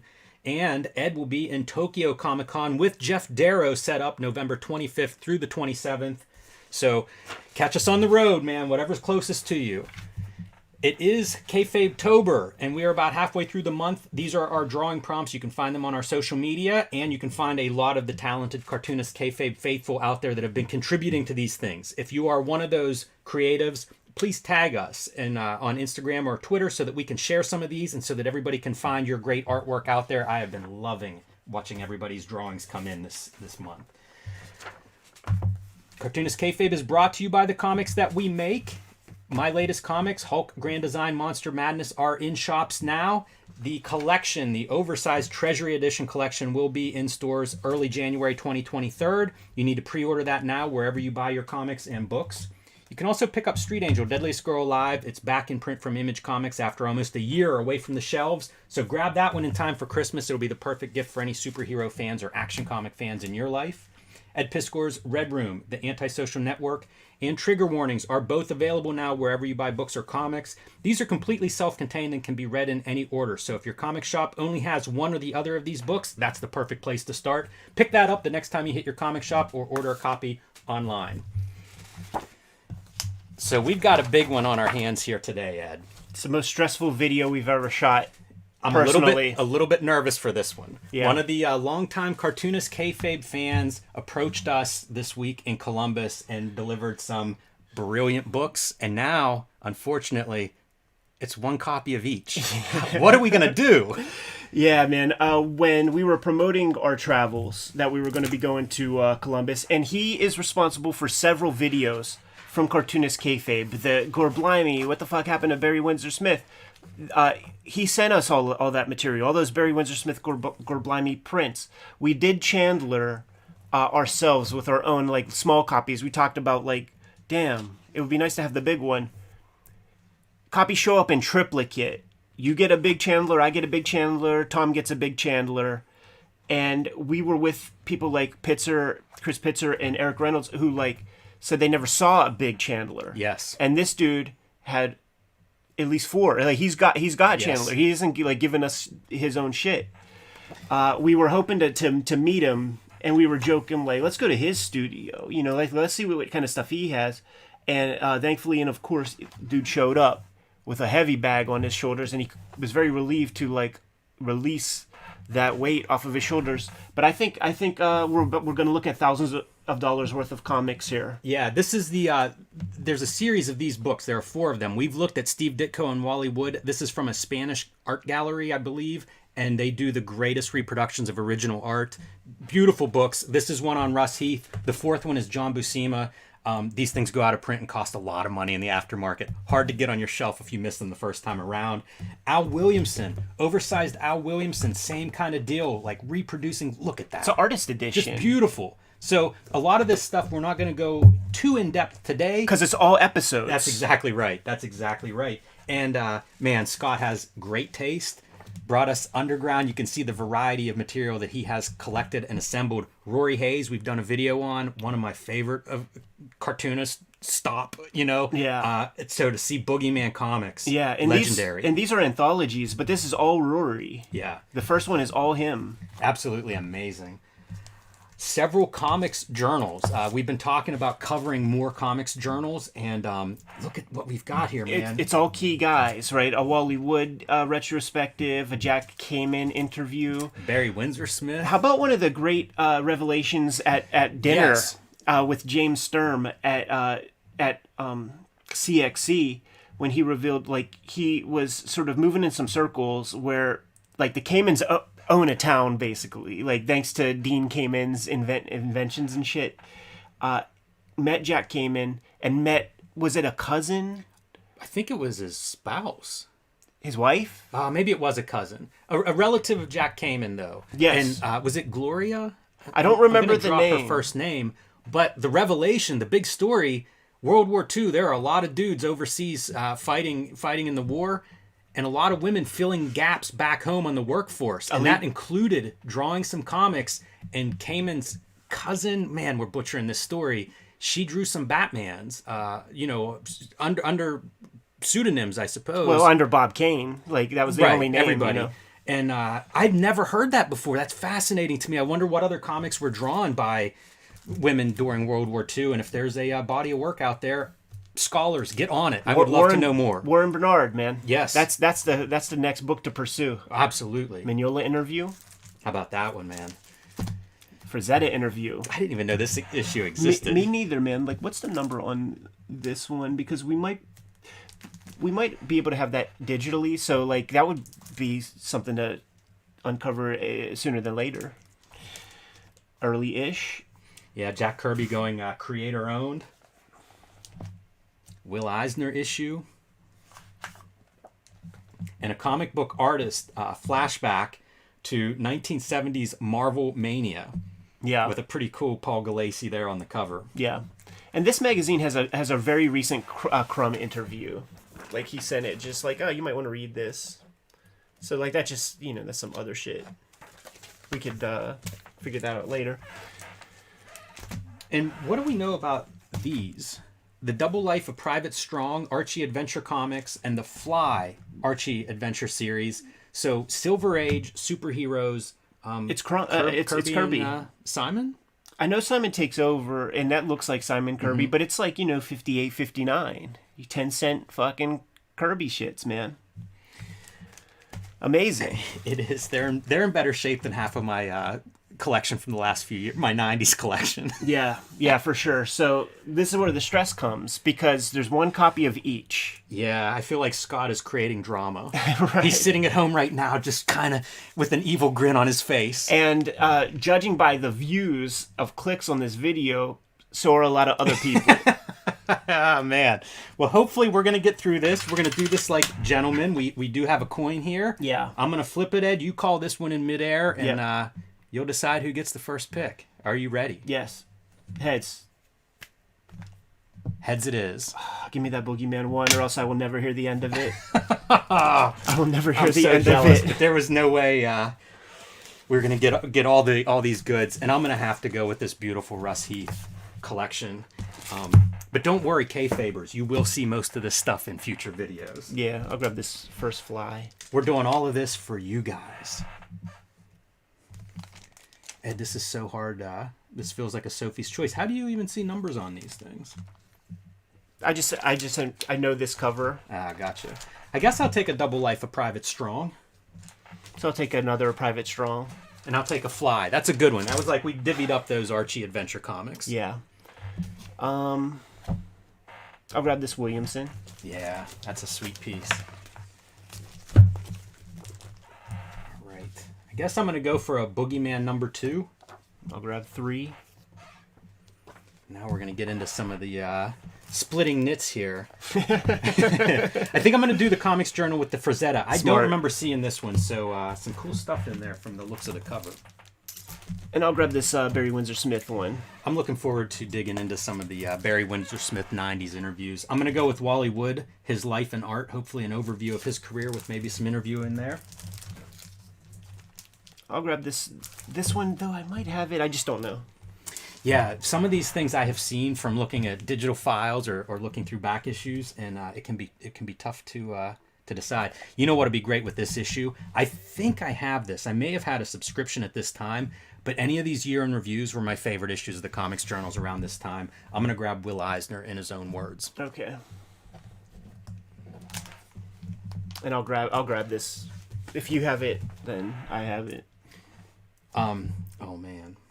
This two, down to the last two, and it's still not an easy choice. Yeah. I'm going to go for the comic book artist, Kung Fu Forever. I like the 70s, so yeah, we'll give a different magazine a shot, and who knows, maybe these are future magazines to look into. You know, I love these kind of fan magazines and all of these supporting magazines, so I'm open to doing more episodes on some of these magazines. And this was such a stressful episode that like I had to play some dirty pool. I have this, so you could take it. Do you want to hear something horrible? I do too. Dude.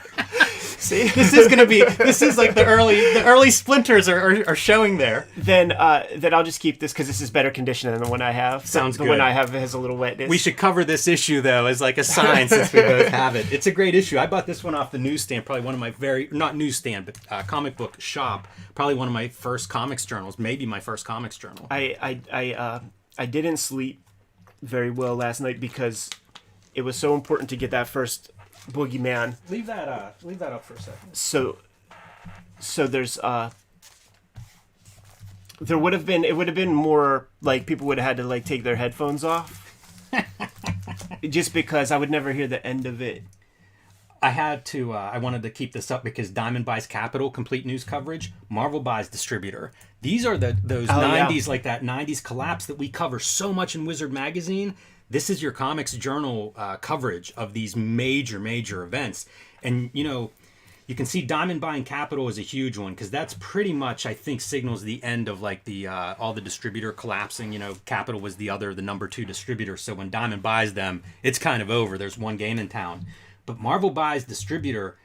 It looks like even the comics journal might not know how big of a deal that was at the very beginning. Like everybody, I think, assumed Marvel will figure out how to make this work, and of course they did not. Right. So it'd be fun to see some of this coverage. We've talked a lot about covering some of these incidents that cross different magazines and seeing how the different magazines cover them. So that may be one of those 90s moments to look at from a different perspective. Just breaking kayfabe, we're recording on a Thursday, and to sort of deal with the schedule of shoot interview guy like next week, we're going to have to record on a Tuesday. So there's more urgency to come up with episode fodder since there's less time in our week between recordings, because usually we have a good 7 days.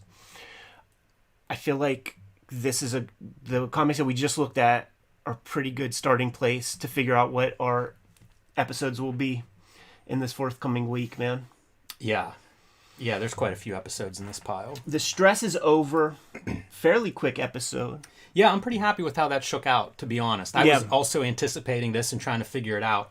And I think that our this is like a sports draft. I think our top 2 picks are the 2, you know, like by far to me those were the 2 to decide between. What was I went with Russ Heath. Okay, yeah. And in my head, had I won that coin toss, I don't know how it would have shook out. I might have gone with Russ Heath anyway. That was a really tough. Like I did not have my number 1 pick figured out going into this draft. Yeah, like that. It was tough. It worked out like the sports commentators would have predicted the certain thing, though. The private strongs and like that shit is probably like the most valuable in terms of like what people are trading. So people who are watching this are probably like, you know, that private strong is $1,000, that fly, but like we're just not in it for that. It's not like these are ever going to get flipped. If I just move these cameras around and you saw the studio, it's very clear evidence that Eddie P doesn't really like get rid of any comics. So that's not the concern. the rareness of this Boogeyman one, and never thinking that, like, but see, maybe that's one that we just give a little show to. And we did a Rory Hayes video. We did, and I would highly recommend it. I mean, he's one of my favorite cartoonists, as I said at the top. But now that we have the individuals, like, this is a episode unto itself, you know? And you could pull out your where Demented Wented or whatever, and then I could use this. Such a unique cartoonist. Yeah. You know, you can see it just from that splash page, the different kind of approaches to lettering. Like, the guy was unique. I mean, this is somebody who would have been a peer of the Crumbs and the Deitches, and he was in San Francisco with the underground artists. So to do work like this, pretty unique stuff. Yeah, he was an employee of the San Francisco comic book company, which was just a comic shop. He was an employee, liked comics, and Gary Arlington, the guy who ran that shop, like, realized that this kid that was working for him has some pretty sound chops, and Rory Hayes freaked out the other underground artists. Like, they were disturbed by Rory Hayes' work. The very first time and place that so many of us would have ever heard of Rory Hayes is Understanding Comics, when Scott McCloud is breaking down line and subject matter and the different approaches that people make to panels. There's like a singular, probably from this book, like we could probably find the image, a drawing that Rory Hayes did that's in there. So that's like where the name. And then when McCloud does the pyramid, like, he's so closer to like Mary Fleener cubism than like Drew Friedman realistic. You know, it'd be something close to this. It's not quite this image, but just nightmarish stuff. Yeah. You know, he has this character that is literally a teddy bear. Right. And this is the kind of stuff that he goes through. Yeah, it's incredible, and highly encourage people to go check out that episode, because we do cover quite a bit of his cartooning. You know, there's not a ton out there. He died very, very young. As a result, most of it has been reprinted in a couple places, so we do cover. Still very rare. And I would call that a macro video, but it would be cool to do a micro where we actually get into the nuts and bolts of Boogeyman 1. Like, you have this reprinted. It's very inventive too. You know, like, you can see him going through like a panel. You can read that. Like, it's amazing cartoonist. Good really stuff. Exceptional cartoonist, and that's a great artifact in my world. Shouts to Scott Strong. Thank you, Scott, for providing yet another singular episode, for hooking us up. We at this point, we're custodians. Yes. You know, we're just hanging on to this stuff. Like, our comics are everybody's comics because we fucking make videos. We often talk about, you know, what cartoonist kayfabe is, and sometimes you see a variety of different cartoonists next to each other. I feel like Rory Hayes next to Hellboy, perfect fit. It's so amazing, too, because when we interviewed Mignola, he's talking about going to Bob Beerbaum's store and seeing undergrounds and shit like that the first time. Like, he was seeing this kind of stuff. Yeah. I digress. We digress. We could filibuster all day. You know who we are, and we love talking comics, but we better get out of here, man. The stress is over. We have more vids to prepare for. Kfabers, like, follow, subscribe to the YouTube channel. Hit the bell. We'll notify you when new vids are available. Jimmy, what's out there? Street Angel Deadliest Girl Alive is back in print after almost a year. 8 complete full-color stories from Image Comics. Pick that up next time you hit your comic shop. And Hulk Grand Design Monster Madness. Both of these issues are out and available wherever you buy comics. And coming in January will be the treasury size, bigger than this printout, version of the Hulk Grand Design book. It'll look great on your shelf next to X-Men and Fantastic Four Grand Design. It's the best book that I've done so far. So pre-order that one the next time you hit your comic shop. And join me on patreon.com/JimRugg, where you can see a lot more of my comics and art. Red Room Trigger Warnings and Red Room The Antisocial Network are on stands as we speak. Murder on the Dark Web for Fun and Profit is the name of the game. Thank you guys so much for supporting these books in the ways that you've been. It's such a privilege. Each issue and each book is completely self-contained. The books have about 60 to 70 pages of extra stuff that is not in the single issues. And I'm serializing new issues of Red Room on my Patreon. I put out a couple pages a week. And $3 will get you the archive, which is more than 300 pages worth of stuff as we speak. Been running that Patreon every Tuesday for about 4 years at this point, 3 years at this point.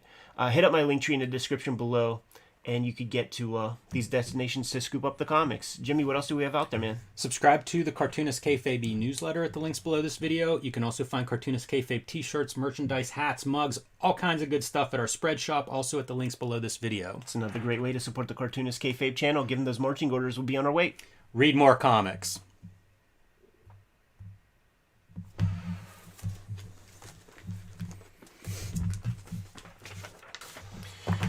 Cool, man. Yeah, that's a fun week. Yeah, a lot of good stuff. I think a lot of comics action this week, man. Between being on the road and talking to a million people at CXC and just looking at tons of stuff, it's been a good week for comics. Yeah, and it's been nonstop for me, dude. Like, because I'm setting up this Tokyo trip and connecting with Takashi Okazaki, he just put out this Star Wars Visions issue. Chris Bachalo did a variant cover, but like the Afro Samurai dude, like setting stuff up with him, gonna kick it with him, gonna kick it with Peach and Yo out there.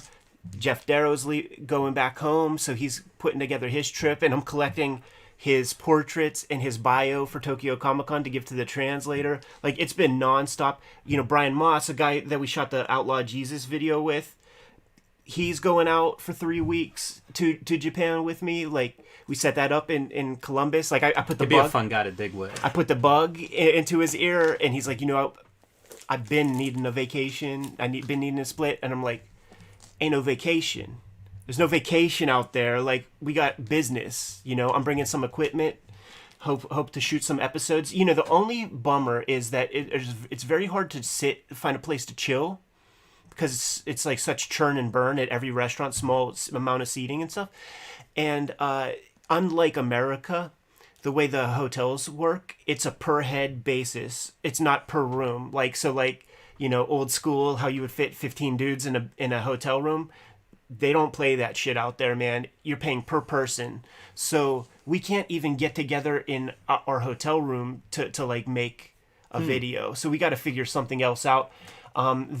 With that information in mind, like I went to 2 or 3 things out there where I had like meetings, and you can just rent out these like little rooms for that. And I might see about the translator hooking me up with that, so that we could, you know, maybe towards the end of the run, right, do some episodes.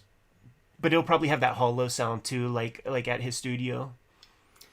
Yeah, that's a challenge, but it would be good to get some on-site stuff. Absolutely. You know, whenever it's fresh in everybody's mind, and whenever they're in the same location. You know, it's always fun to actually do these episodes with somebody on site rather than remote.